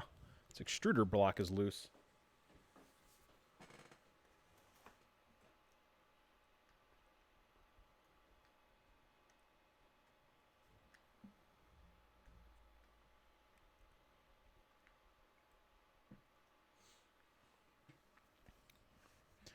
Okay, I added a little extra cable so it matches the loop. And calibration, auto mesh bed. Let's see if this adding a little extra cable helps. I'm running out of ideas.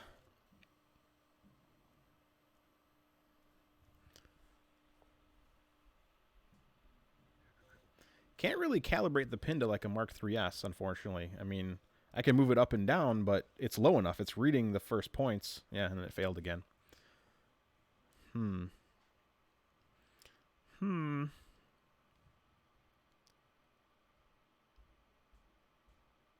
It looks like it's the same height. I was staring at it earlier to see if it was a different height, and it's the same height.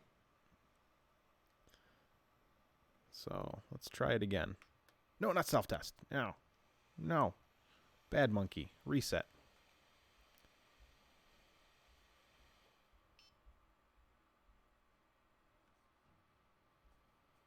Let's see. If it fails again, loosen the 3 screws holding the Z-axis and tighten them again evenly. Okay.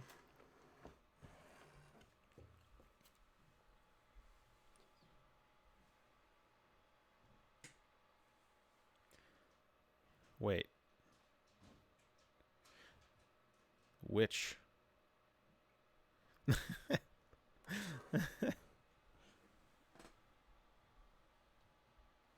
I'm going to try lowering the Pinda just like...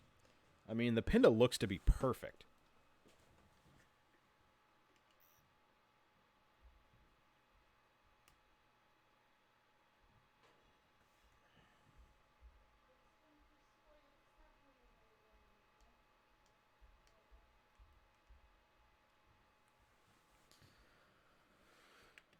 Let's try that again.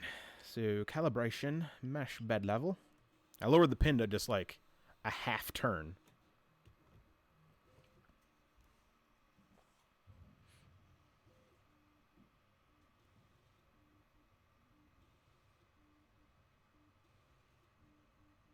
Nope, same. Okay, I will unscrew those 3 screws.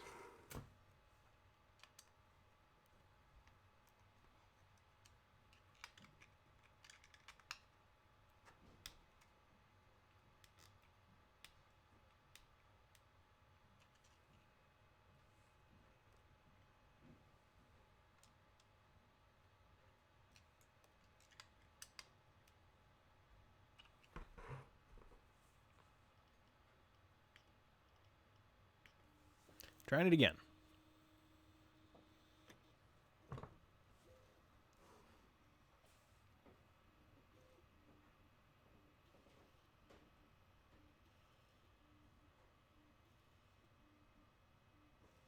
Yep. So apparently I left them loose. So basically when I fully tighten that screw, it's pulling the axis out of kilter.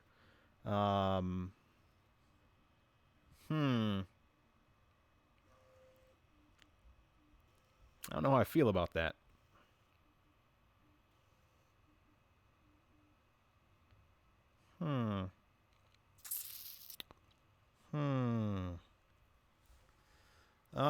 Where's my machinist square?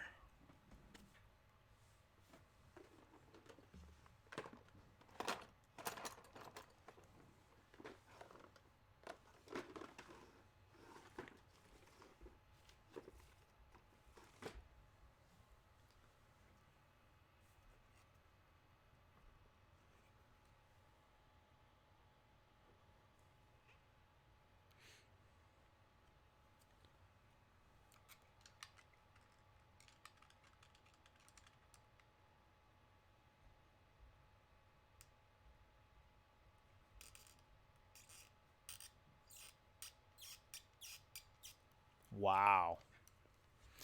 Okay, so here is the issue. Nicholas nailed it. I don't know if this is going to be able to be seen on camera. So here's the 40 millimeter screw. So watch this axis right here. Tightening and loosening it moves the entire axis up and down.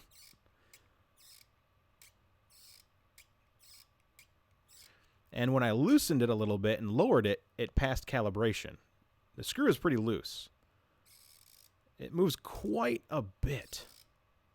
So basically, the issue here is kind of a design flaw, in my opinion.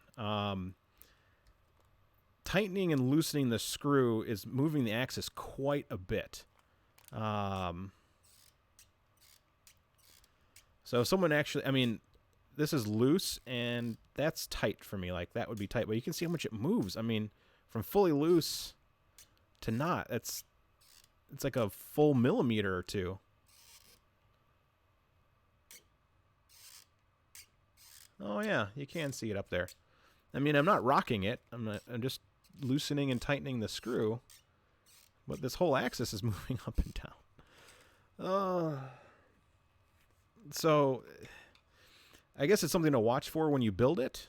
If you're missing calibration, you might have to tighten and or loosen that one screw.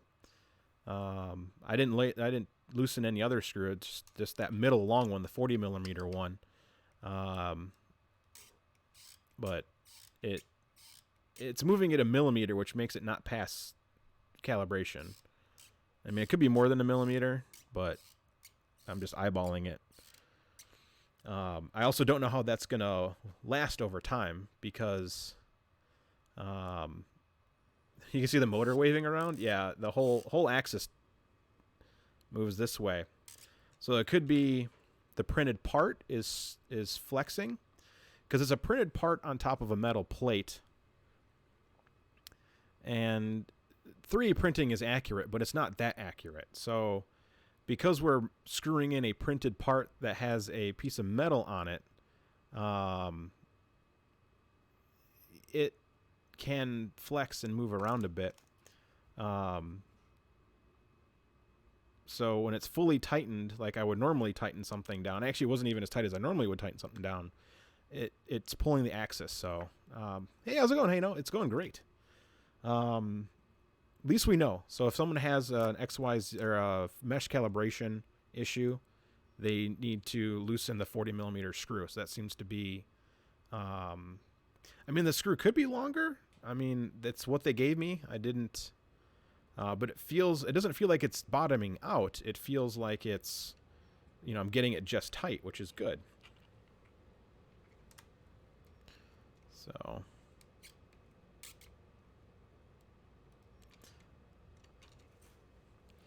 Okay, so let's try this again. Let's try that first layer calibration. We'll ignore what's going on with everything else. That's for another day. So calibration and first layer calibration and next PLA, next. Okay. Let's see if we can get this calibrated.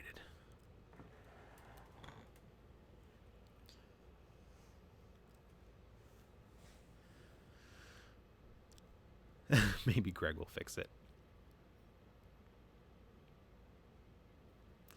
Yeah, I don't know. Like, I feel that leaving it loose is problematic. Because when it's loose, movement in the bed will make the z-axis move. So, I'm at a loss at the moment. So I don't know what to say besides let's just print and see what happens. So I don't know what the fastest print is on here. But first we got to first we have to finish the bed calibration. So once we finish the bed calibration, the live Z height, we can then do all the rest of the magic. So, all right, where's my cleaner? The Mini S. Yeah, it'll still work. It'll work.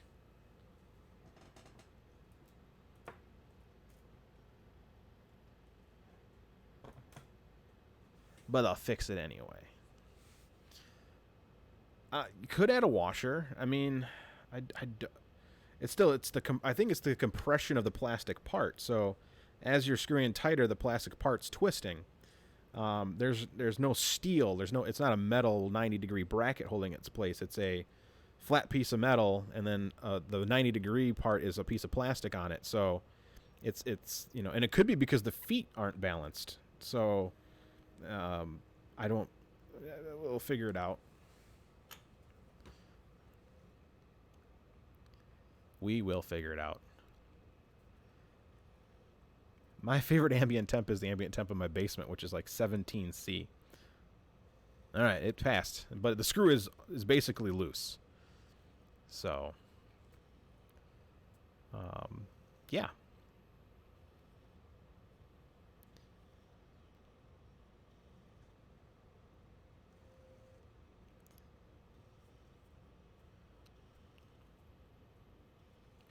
Now I wish I had a fancy torque screwdriver so I can figure out how much torque is actually in that screw, so I can see, like, you know, maybe if we all figure out a basic height for that.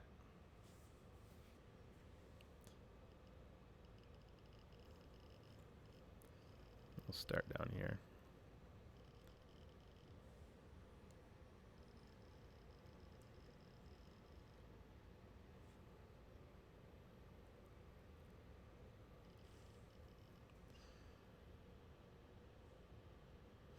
There's a 40mm screw right here that holds the frame in place. And unfortunately on mine, when I tighten it where I would feel safe that it's tight, it causes the axis to tilt upward, leaving it won't pass a bed calibration. So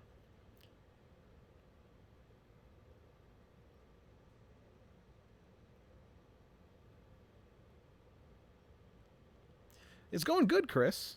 Oh, now it's not sticking to the bed.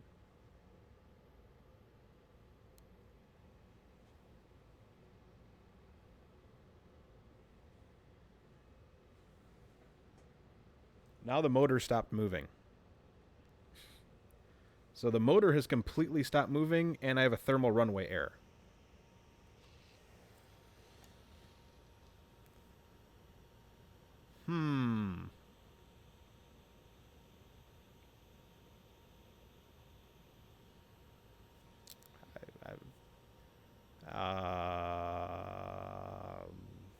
Yeah.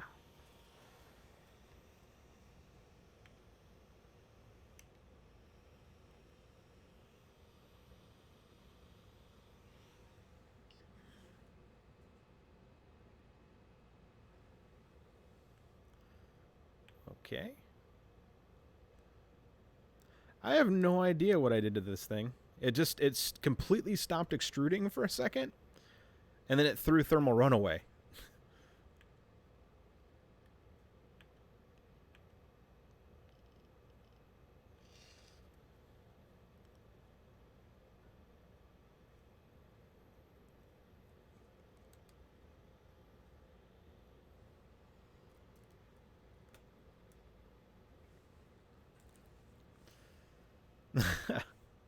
I don't want to pull it apart. I just want it to... Oh, heating failed. Thermal runaway. Oh, no, sorry. Heating failed E1.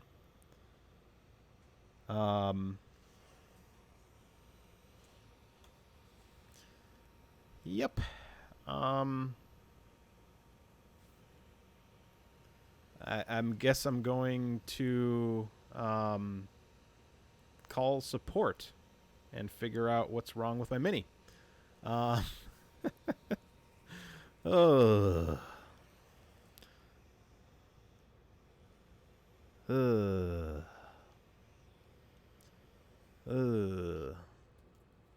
thermal runaway. It's not even. I don't even think it's actually reaching thermal runaway. Like, hold on. Let me try something here. Let's try preheat PLA. Let's just try preheating it by itself.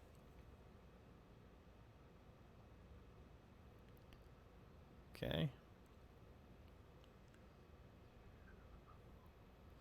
3D Mark, no, they did not. They did not reach out to me for beta testing.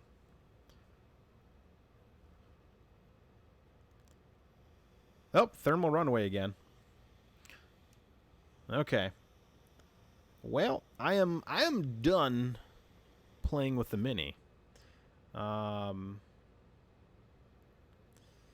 mean, I can it's reading the temperature, so I mean, I don't know why that would be an issue, but let me at least raise the Z. Settings, remove the axis, move the Z axis, move that thing up.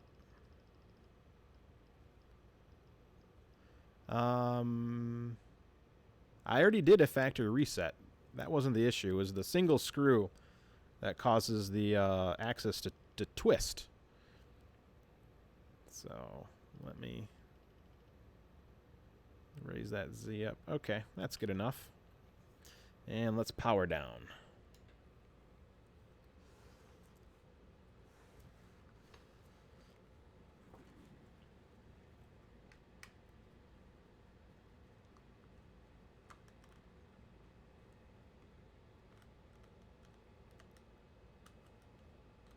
You have to flash the firmware again after factory reset?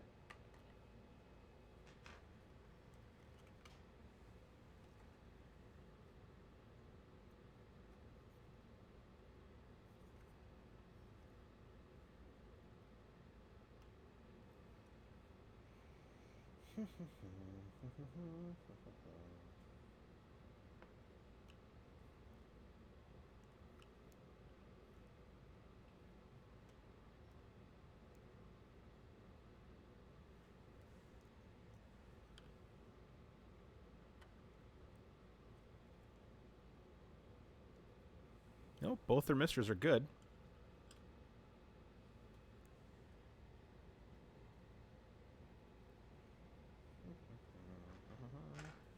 I'm going to print without the cover on top? Maybe?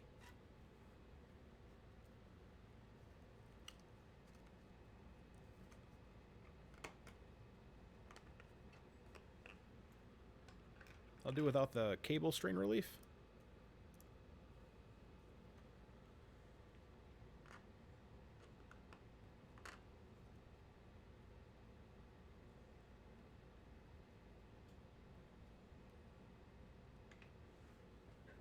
Okay, I'm just took the cable strain relief off there. Cables are still good. I mean, I've got a replacement thermistor if I need to. All right, let's boot it up again.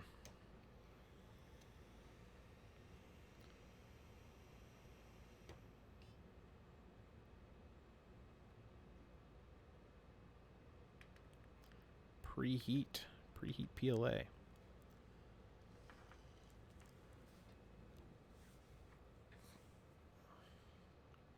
Yeah, heater cable was plugged in. Both of them were good. And both thermistors were good.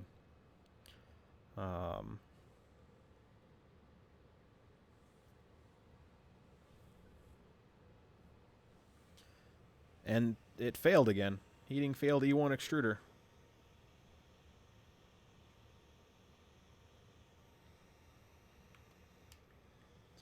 So something is wrong.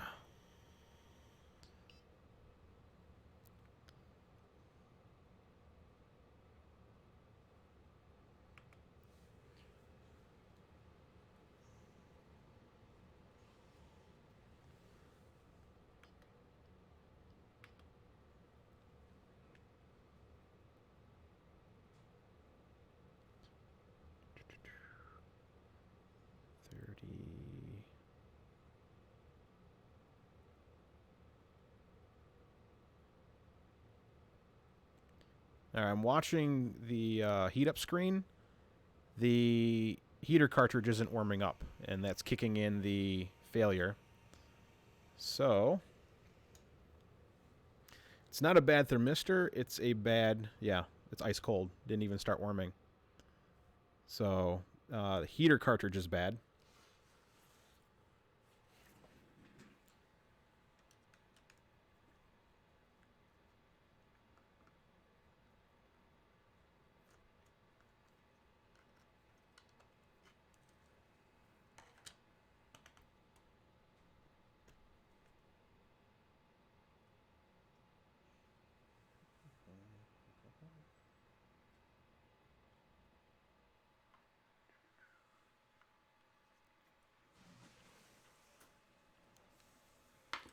Okay, where is my other tool?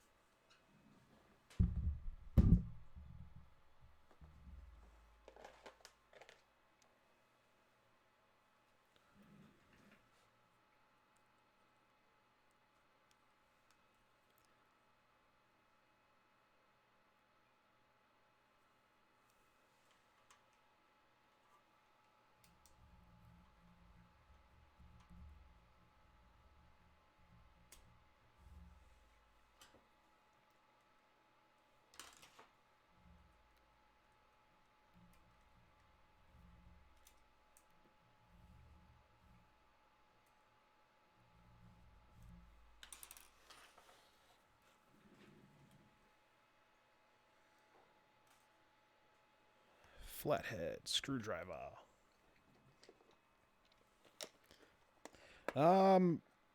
Looks to be either a dead heater cartridge, Paul, or something else.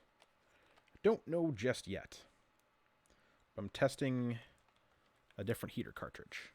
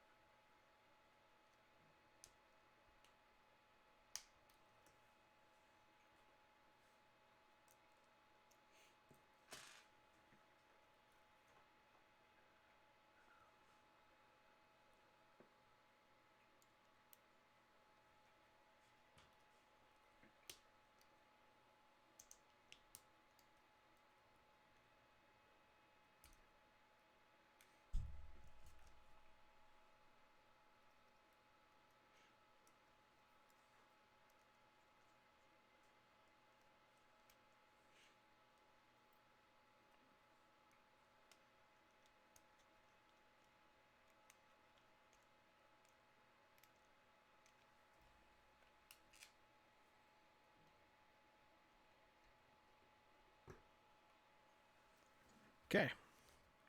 Let's try again.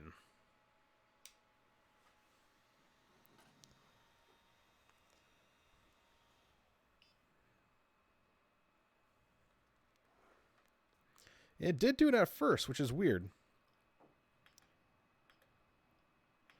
Preheat, PLA. The temperature is now rising.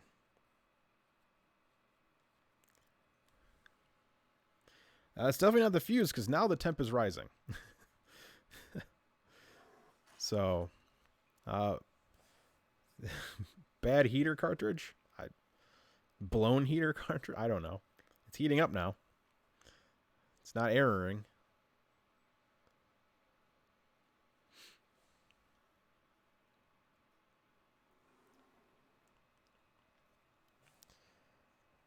All right, we're at 139. It wouldn't even raise before. So it's definitely something weird. Bed's to temp. Oh, bed's close to temp. Okay.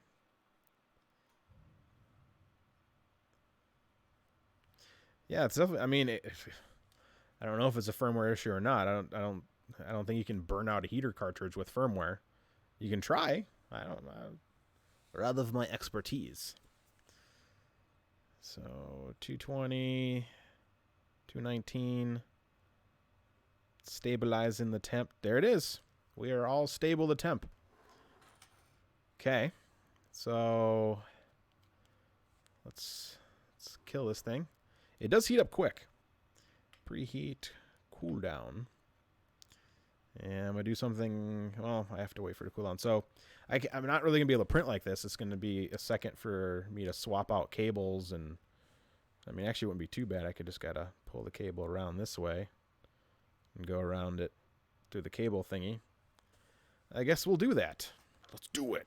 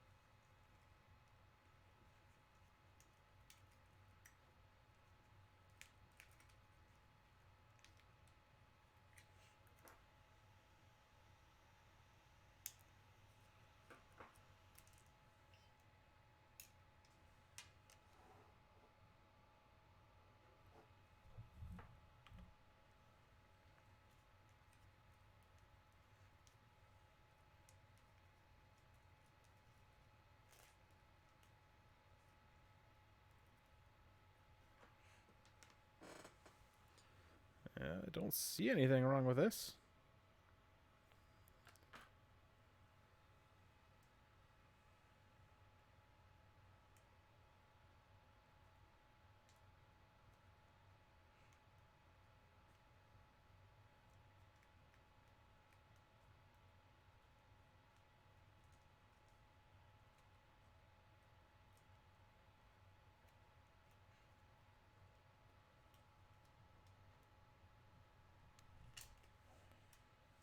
Cable ties, cable ties.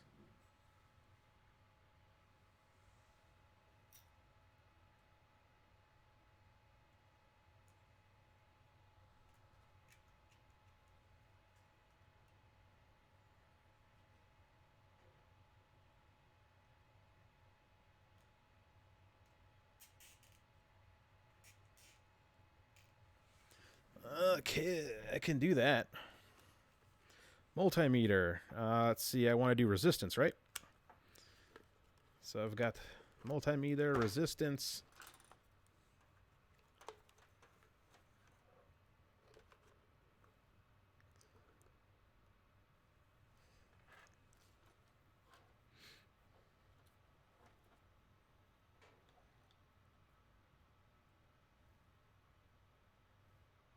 Anything?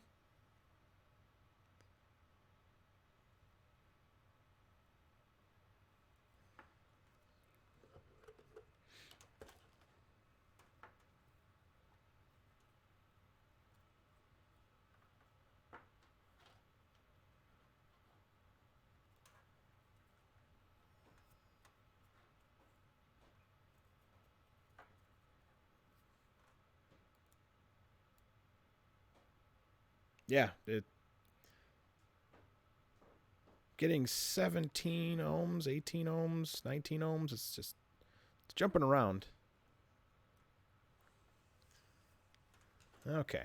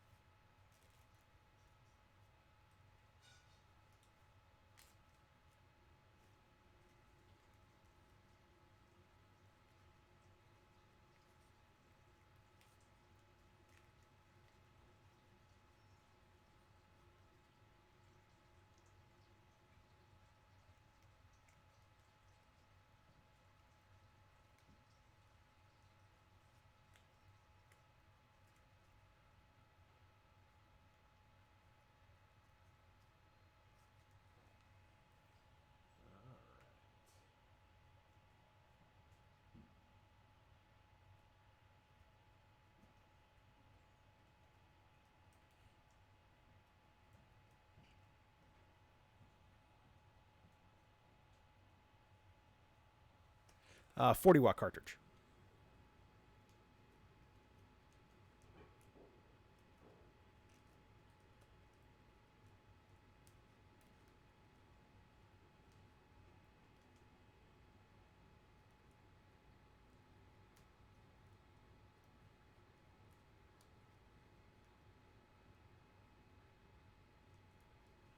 I'm definitely going to try to go to Earth. We'll see.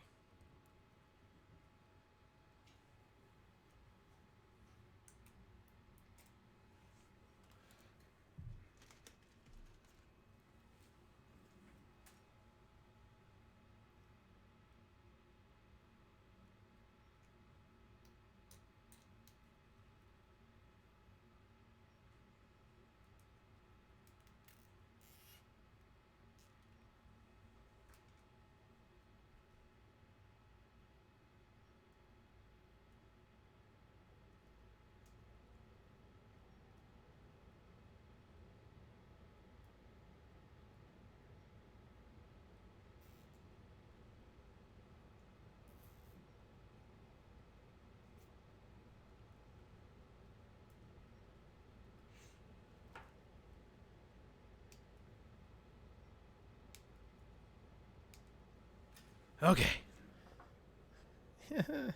Calibration.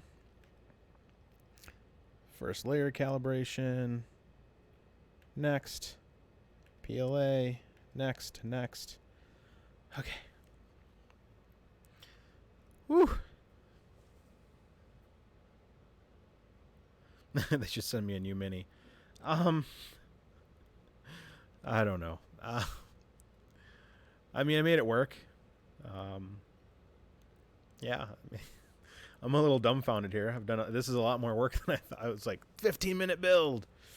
Yeah, 15-minute build, a little bit of frame alignment, and a little bit of swapping parts. So good to go.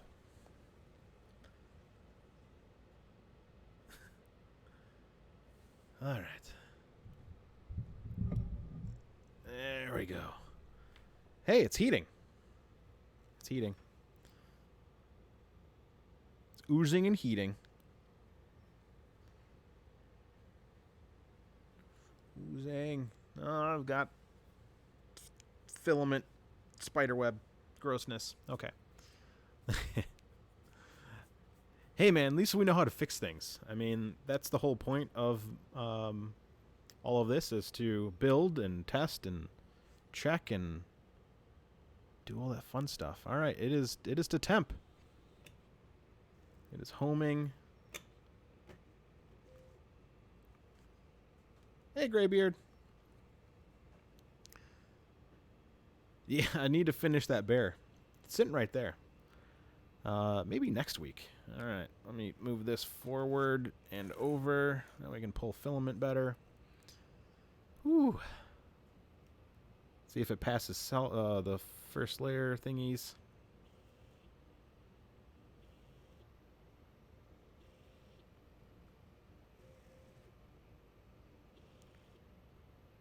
All right, we fixed the Z level issue, or the mesh bed leveling issue. Hopefully we fixed the heater issue. So we are on to hopefully our first layer calibration, and then our first print.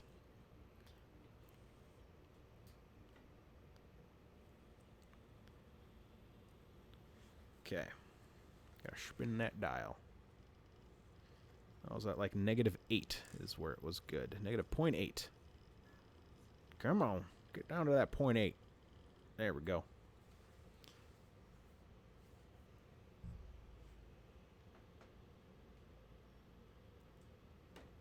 Yeah, a little bit more. Let's go to 0.9. -0.9. That's better. Let's go -0.925. Okay. Now this is about where it pooped out last time. So let's see. Maybe it's something in the system that's causing it to poop.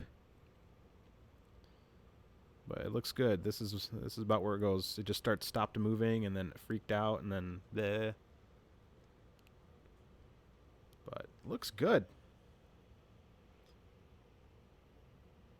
Yep, that live Z looks good. We're at -0.925. I'll adjust it on the first print. Also adjust this cable arch here. Get it closer to inch spec. I'll put the lid back on, and we'll start the first print. Oh.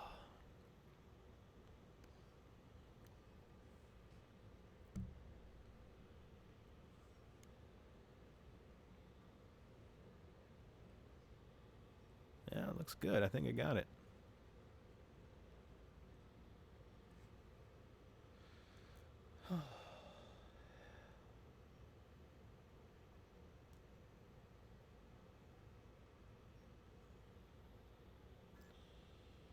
Yep, that is level. Extrusion looks great.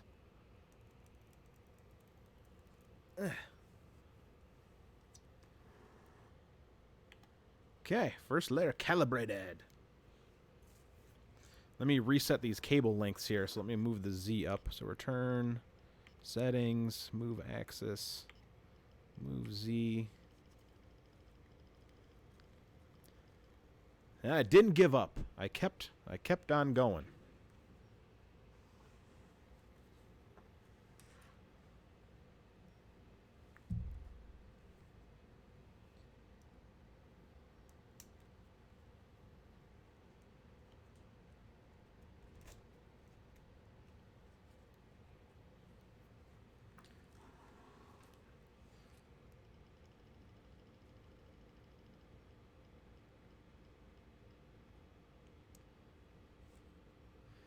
Heck yeah, first print time. Just gotta check these cable lengths. And move the X.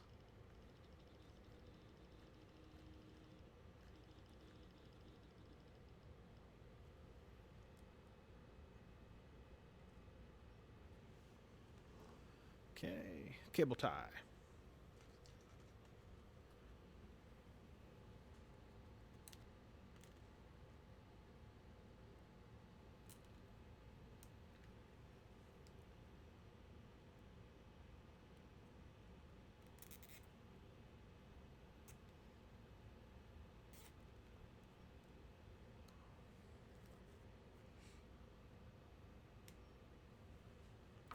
I'll put this cover back on.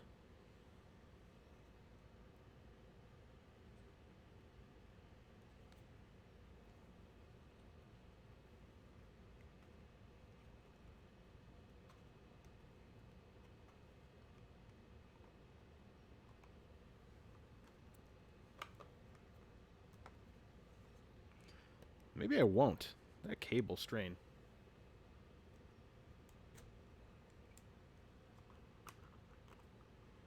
I do not like the length of these cables. This is starting to get frustrating.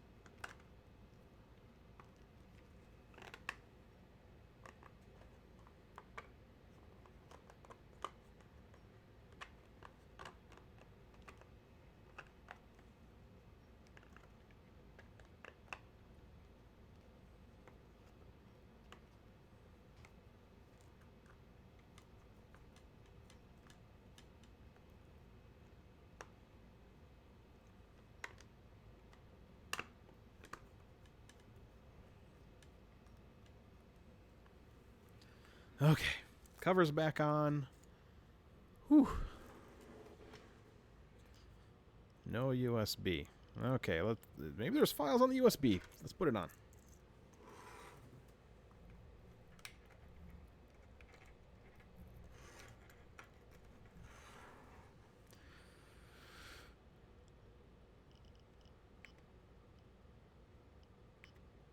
Let's see here. Sheep, tree frog, buddy.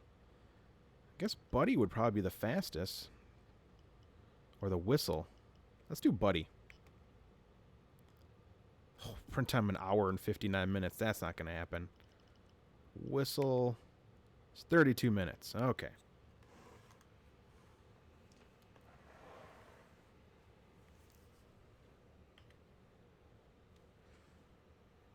Okay.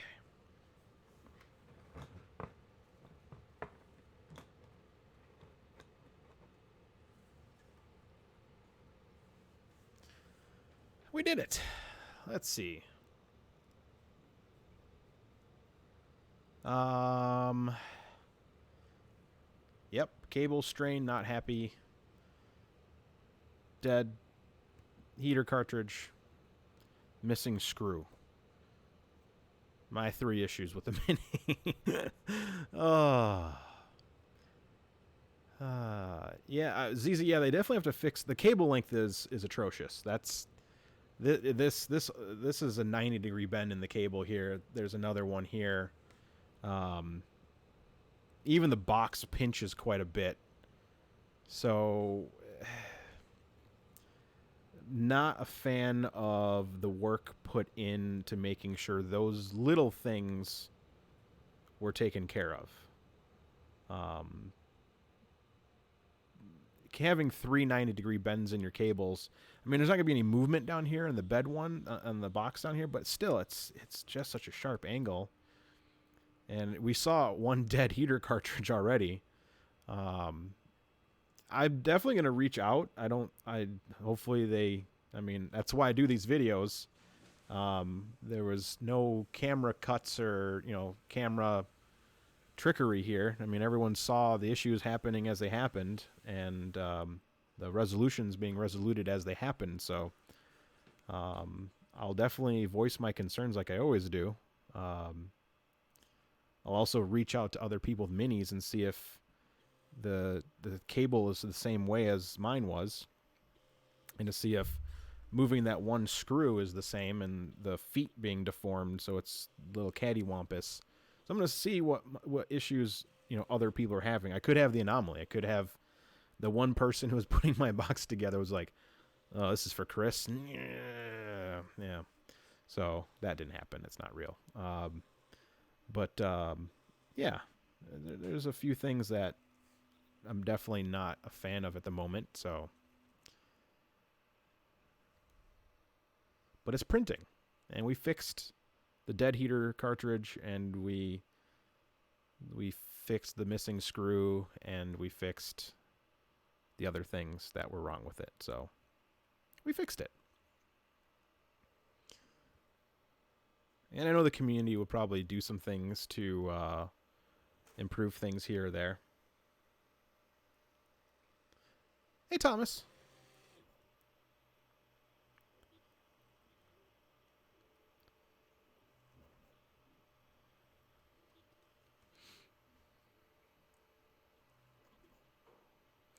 Yeah, that I also saw that Graybeard. It's not a huge thing, but I mean, I would like to see a full assembly guide too, because there are people who will eventually need to swap things. Like, I mean, some things are like swapping out the heater cartridge is self-explanatory. Cut off the zip ties and run a new one through. But other than that, I'd like to see a full assembly guide in case something breaks, or what if someone sets it up on the table wrong and it tips over and breaks something. So Prusa's not going to drive to your house and fix it. I'm not driving to anyone's house and fixing anything. Unless it's Dan Ditbenner. First layer is gorgeous. And what's cool is they're using the no mess bed leveling, so it did the bed probing at a lower temp and then heated to temp, which is something that I've been a proponent of in nearly every single profile I've ever shared with the community. So I'm glad they're using that technique. So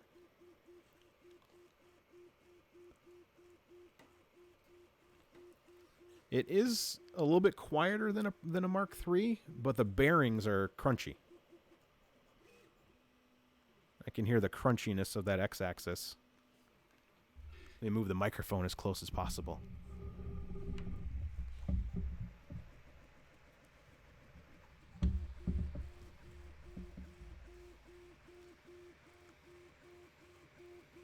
You can hear that slight grinding. We're articulating balls.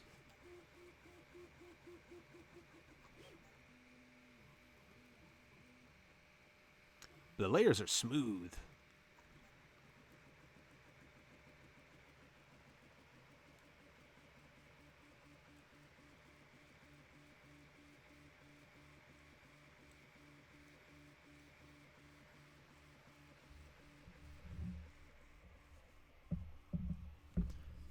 I'm back. Yeah, AMSR 3D printing. I do love the sound of 3D printing. I think it's something amazing.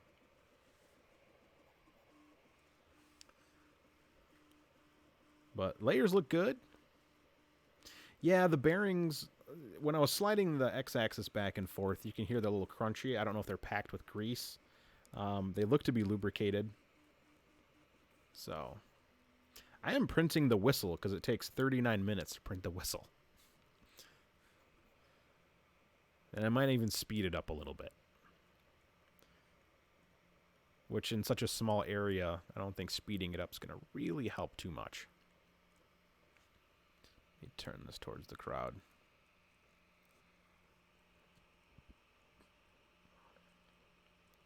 Ooh, generally 24 is 1.6 amps with a resistance of 14. Yeah, mine was jumping. So when I was measuring the resistance, it was at 14, then it would jump to 21, and it would drop back down. So don't know what was wrong with that heater cartridge. But we fixed it. Yes, Keith, it is working. I swapped out the heater cartridge. I fixed the, well, I didn't fix. I loosened the screw, the 40 millimeter screw that holds the Z-axis to the frame, and that was enough to lower this end, so that way it was passing. It would be nice if there was a error screen that would say, you know, it's missing the point, you know, like, or the distance is too far. Like, I wish it was give you an explanation. Like, as a beginner printer, when you have errors, you don't always know what to do. And if it's missing just that last point, I'd like to know why it's saying it's, I mean, I know it's not missing it. It was reading it. I saw it trigger, but it knew that the trigger height was either too high or so close that it was off and failing to do it. So it should tell you that it did that. And that would be really cool for the beginners.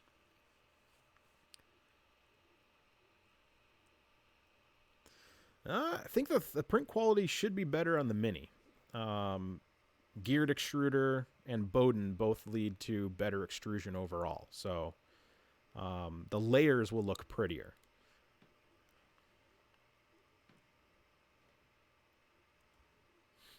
Crank the speed dial. I will let it finish a print like it normally should. I also have more water.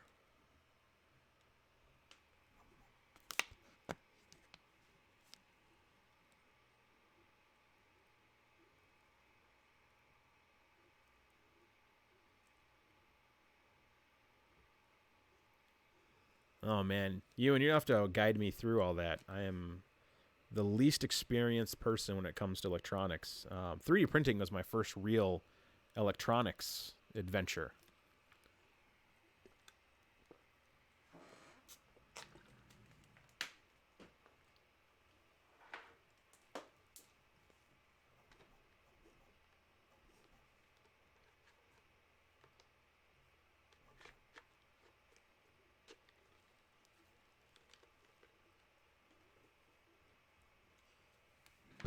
Whoa! Bad, Chris. Don't pull on that.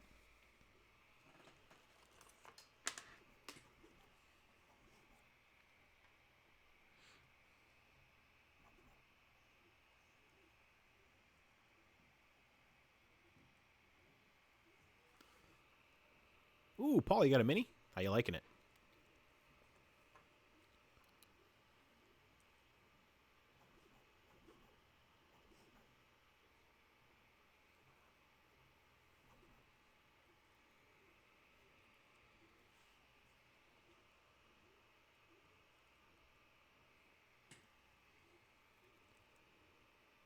So how's everyone doing?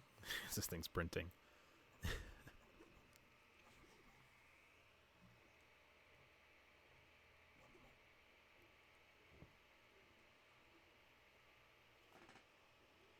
There's definitely a little bit of stringing. Very, very minor.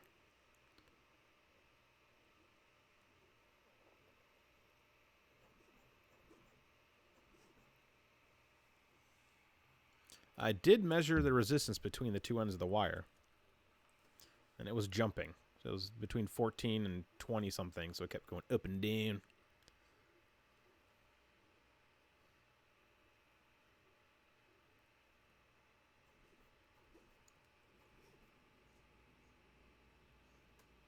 Hey, 3D Mark, miss you too.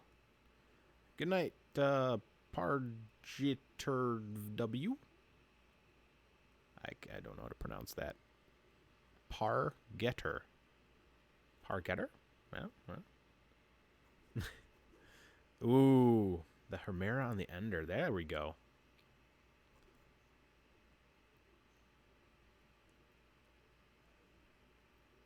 Well, the bond texture does help.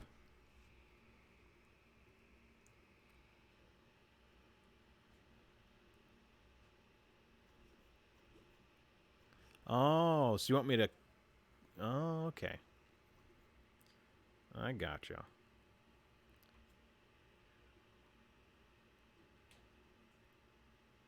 Parieter. Right, right.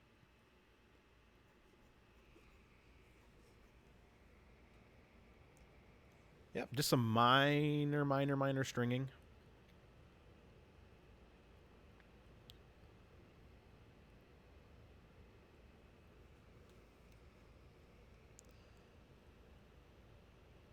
Well, what I'll do is I'll put it on another printer and I'll test it. Oh.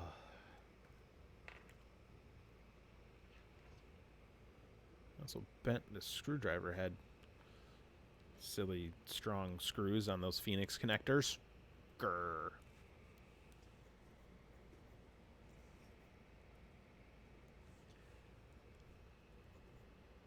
No, I mean, it's not an E3D one, because an E3D one says E3D, and the cable is thicker and different looking. So I installed an original E3D one, and it looks different.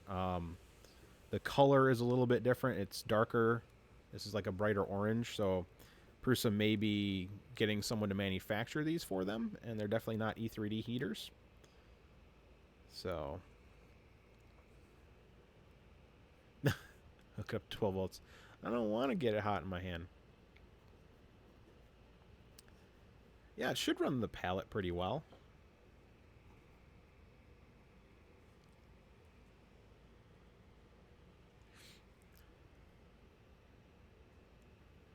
I do have a pallet over there. It's the older one, the Pallet Plus. Right? Pallet 2 Plus, something like that. Not the Pallet Pro. You guys in your fancy Pro pallet. The Mini is 24 volt, and it is a 24 volt 40 watt cartridge. And I know now because I took out the original one that was not working correctly.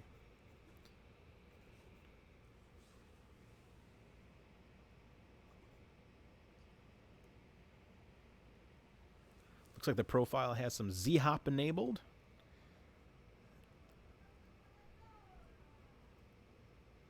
I don't think it there. I didn't have a test report, did I? Oh, there it is. I mean, it passed test a whole bunch of times, and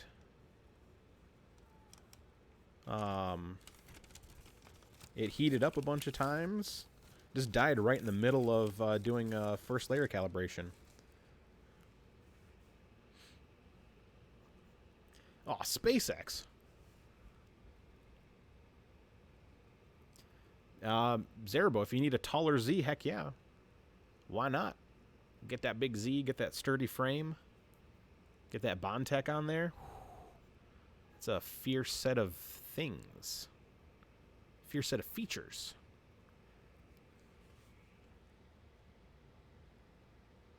Yep, just like minor stringing. But other than that, the print looks great.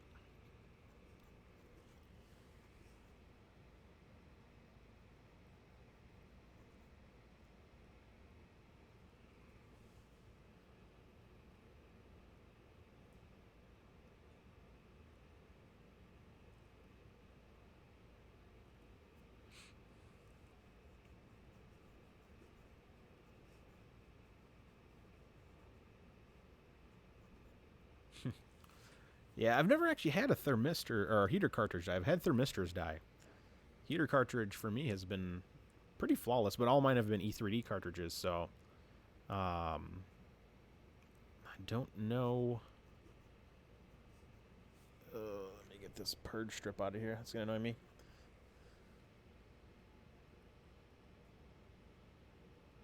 Setup not so question. Yeah, the setup was a little interesting. You know, finally found out why it couldn't mesh bed level because the screw was too tight. Alright, maybe I'll build the spool holder without the directions because I'm a rebel.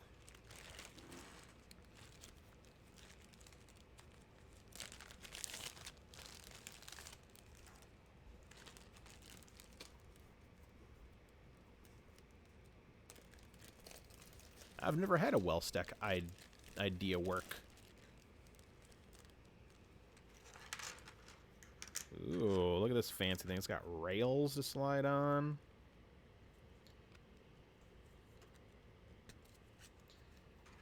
Ooh, this is fancy.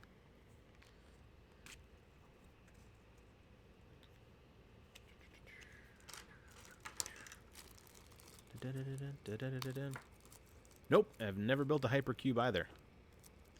Bunch of Prusas, an Ender, or an Ender 3, an Ender 5, CR10, CR10 Mini. Cool kid printers, you know?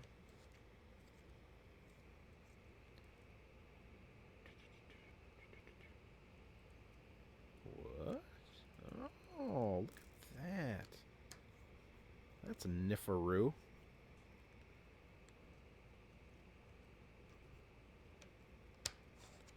Huh.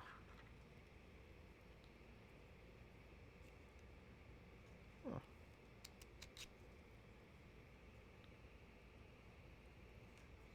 Okay. Maybe I will eat it.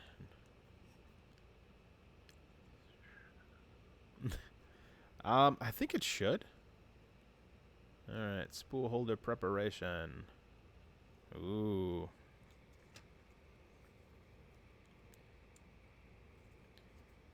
Dun dun dun dun dun dun dun dun dun. No. Get over here, plastic. So is everybody ready for the Christmas time? I know I am. This ended up being my Christmas present to myself. Well, I mean, I bought it for my birthday for myself because it was supposed to ship in the November time. It was slightly delayed. Slightly. Will it fit my monster 3 kilogram spool? Actually, I think it will. Dun, dun. Oh, come on now. How does that backwards?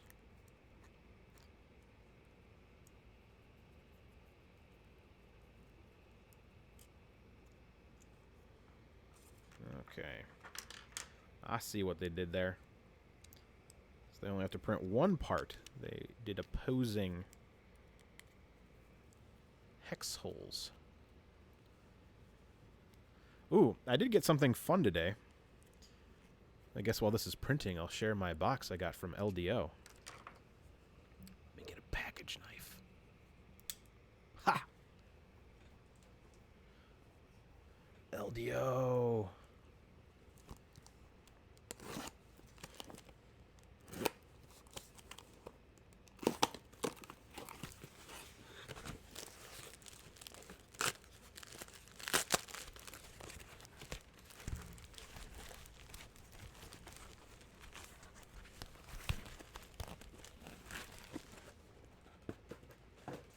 Here it is. The Fatus Dragon all-metal hot end.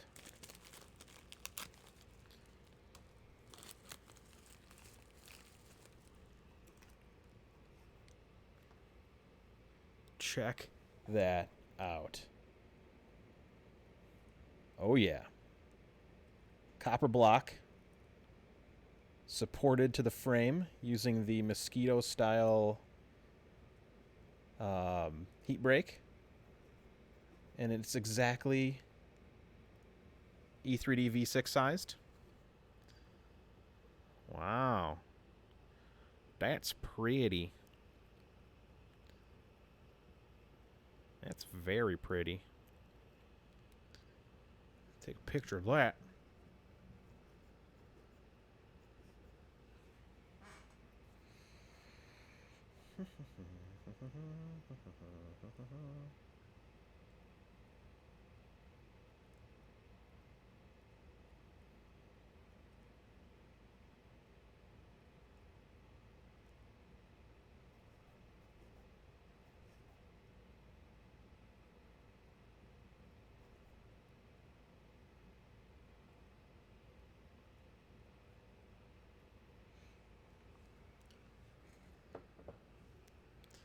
It is. It is.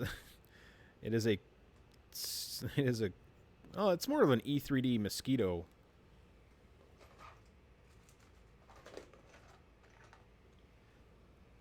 Because here's your mosquito hot end with that fancy heater cartridge or heat break. And there it is in there. So it has two mounting options. It will mount just like a mosquito, because you can remove this top part. So the there's a word for it. This collar, there's a word for it. I forget. So this little collar part will come off, and it just has this mounting option. So you can mount it just like you would a normal, like a mosquito. But it's pretty crazy. Like, I kind of dig this. But yeah, it's the same size as an E3D V6, so kind of magical. Yep. Same mini little bits of stringing, but other than that, layers look good. V-groove. Yeah, so the groove mount on this can come off, so you don't have to have it, and it will run like a regular hot end. Or it'll run as a smaller hot end. Same size as mosquito size, but with an E3D V6 block that has extra holes drilled in it, so you can mount the frame, because it's got the little anti-twist thing, so it won't come apart. The heat break won't move.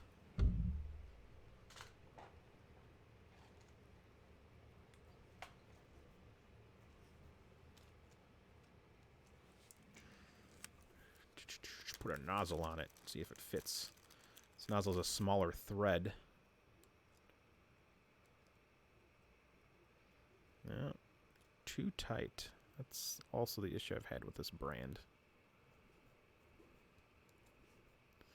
Okay, let's try a different nozzle.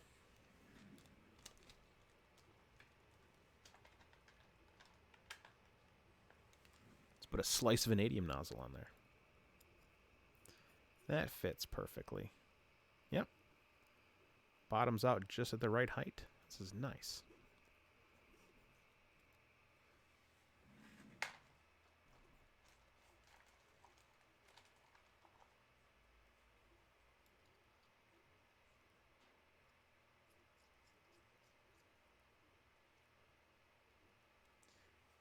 Now here's the one issue with this. So they used the E3D nozzle length to get the length correctly. And the nozzles, so some nozzles are 7 millimeters in thread length. E3D is like 7.2 or 7.5 millimeters in thread length. And my shorter nozzles that are off-brand that I like will not fit. They will fit on a mosquito, because mosquito lowered their thread. Yep, perfect. So that is the one fatal flaw.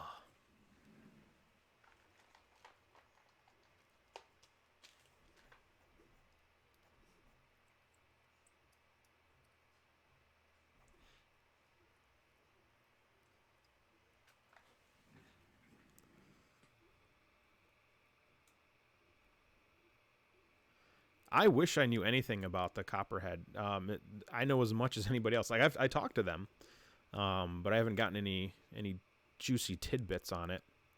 Other than it should be, the biggest thing is the heat break. It's a 2-piece dual material heat break, so you get better thermal capabilities, and it'll mount into your E3D V6 heater heatsink. So,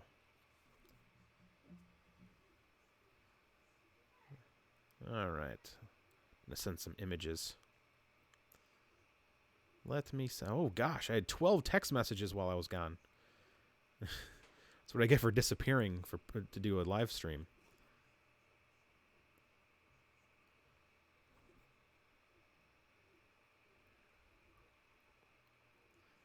Okay, let's find.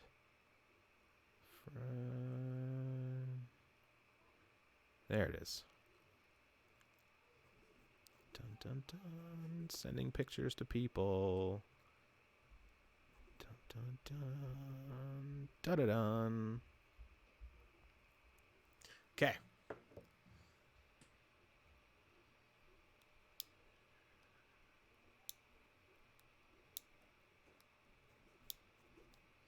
The fanless mosquito works when you're not using PLA. It'll work. You definitely need the fan if you're gonna do PLA. If you're gonna do things like ABS or Peak or Ultim, you can print those without the fan. Won't work with the mosquito and PLA. At least that's what I believe I remember from the conversation. But I do want to know more about the Copperhead, so maybe I'll bug in on Dan and Chris over there and see what I can get. They're getting close to completion.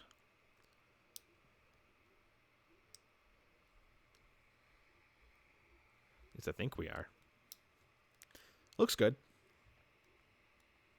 If that was my first print, I'd be pretty happy. Like, dang, that whistle looks purty. It's a purty orange thingy.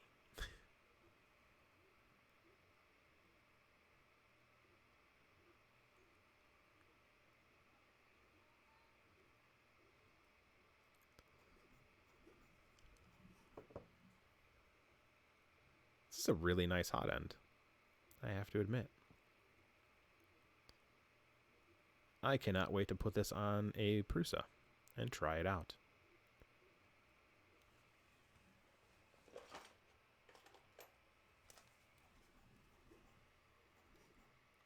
Yep, that is the exact height.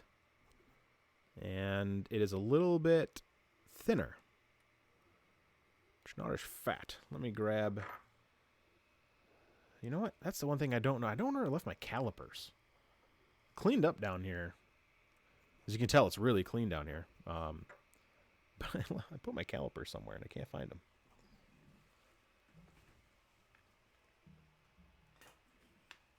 There they are.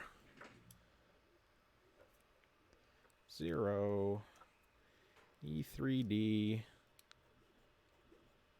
is 22 millimeters. Dragon is 22. But it does get narrower in sections. It goes down to 17 in between these little finifins.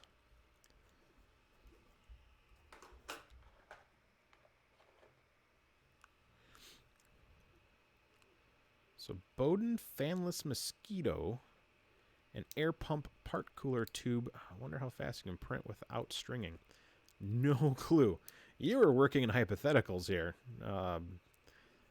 Who knows if even that will work. But I'm definitely going to do a video on this. This thing looks cool. Shout out to LDO for helping me get one. Oh, it comes with a nozzle. What kind of nozzle is this? That is weird. The hot end is available to the public. Fadus 3D, I think, or something like this. I think this is a copper nozzle. That is weird. Ow, ow, ow. It is the Dragon. So the Dragon... Triangle Labs cloned the Fadus version of it before Fadus launched theirs. So you can get it from Triangle Labs. That is a weird nozzle.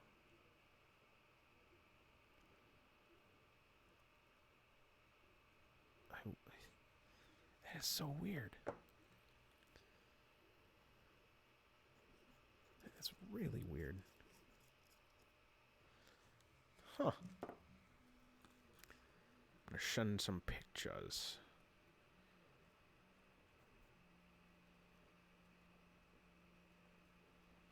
Yeah. Okay. It is now bridging. We've only got a few layers. Oh, I still got to build this spool holder. My bad, y'all. Over here staring at nozzle or hot ends. Nozzles. Staring at nozzles. Da-da-da. 1, 2.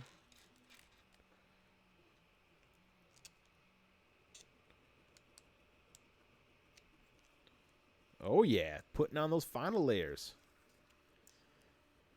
I'm not teasing. What you talking about?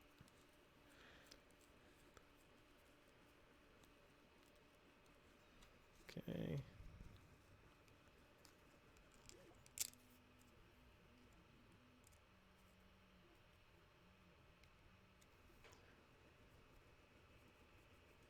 Ubis hot end? Tell me more. Sometimes I feel so in the loop, and then sometimes I feel so out of the loop. Like, you just said Ubis hot end. I'm over here like, what? Yeah, so it's a JP initials, I know. But it's close. It's closer than it was 5 seconds ago.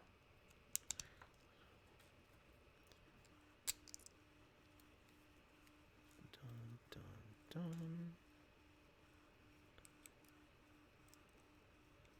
Okay, come on.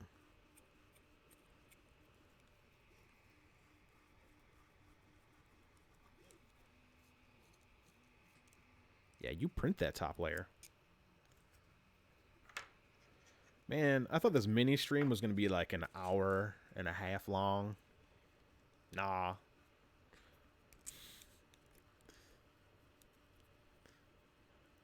Oh, partner with printer bot. Cool.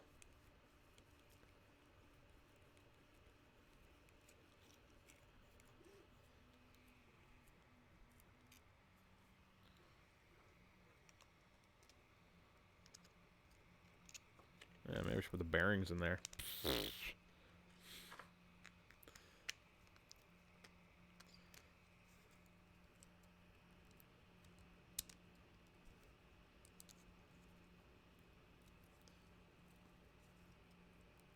Okay, look at that.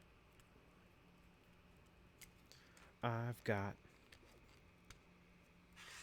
Schleiden.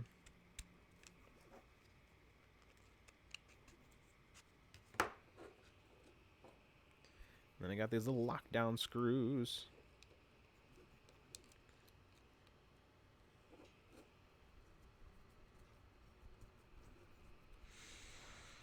Ah, feels good to be down here.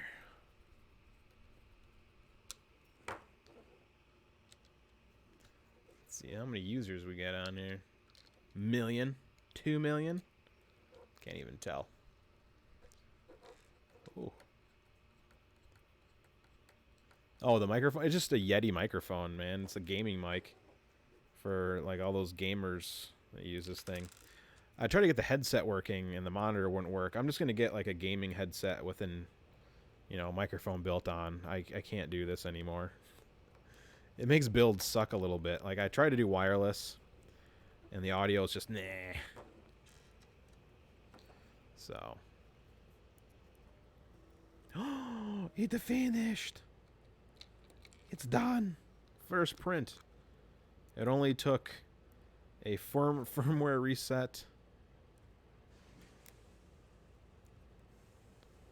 A firmware reset and, a factory reset and a new heater cartridge and unscrewing a screw because tolerances are weird and, but we got it. We did it. Show this thing off to the crowd. Oh, come on. Boom. That's the whistle. It's so whistly. I mean, there's the only stringing you can see. Oh, hold on. Let me flex it. This is really hard to flex because it's so thick. So let me inspect here. It is under extruded slightly. But again, I haven't calibrated anything, and there's a little bit of stringing inside the whistle. I will not blow in the whistle because this thing gets loud. It's like a scary loud whistle. But overall, the layering is good. Everything looks good on it. Yeah, Yeti makes great microphones, man. I mean, the audio quality is great. I love that it makes me sound more like a movie or a radio host than my own dorky voice. But yeah. Okay. Let me start another print, and then we'll end. We'll end this. Haha. It does work. But there's some stringing in there. Other than that, print looks great. Let me zoom in here.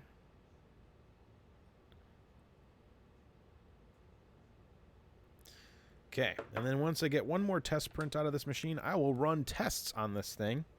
I might even stream what tests I'm doing after they're all done. But there will be some resonance tests, some stringing tests. I'm going to test the profiles and see if I can put some magic in there. So, should have dropped a P in. Oh, yeah. That way it gets the little rattle. You know what's up.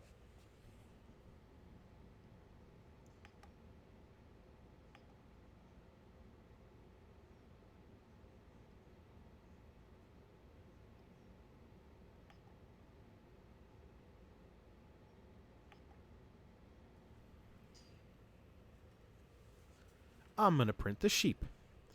So, all right. First print is done. Thanks for sticking around through all the craziness. And it's good to be back. I'll do more videos now that my wedding stuff is done and I can get back to testing. I've got new hot ends to test and new things to do. And nice to meet you too, Paul. I got stuff to do. So we will keep working on that and keep hacking away at our printers. Except for the Mini. Mini is going to say stock. I have a stock Prusa over here. It's going to go back to stock. I'm going to take the Mosquito BMG off and put it on a Bear. This is going to go and stay stock. And then I'm going to see if I need to do any profile magic. I'm seeing some stringing in here. But it ain't bad. It ain't bad at all. I'll take it. Other than that, everyone have a wonderful evening. Thanks for sticking around.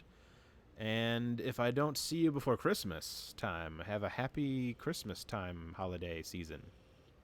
Get all those printers as gifts. Yes. Ask Santa Prusa and Santa Sanjay for all of your printer stuff. All right. Good night, everyone. Say to Trouble. I'm going to end the stream. Have a good night. And don't forget to like the video, because I've now learned that if you like the video, it shows up more. So hit the like thingy, because apparently that helps my video get seen. I didn't know that that's actually a thing. I was wondering why everyone always said like and subscribe. Apparently likes is how you get your video seen to more people. So if people view it and don't like it, my video sits in the nether realm of the world. So I'll be liking other people's videos too, because apparently that matters. So let me blow this whistle for one more time. Good night, everybody.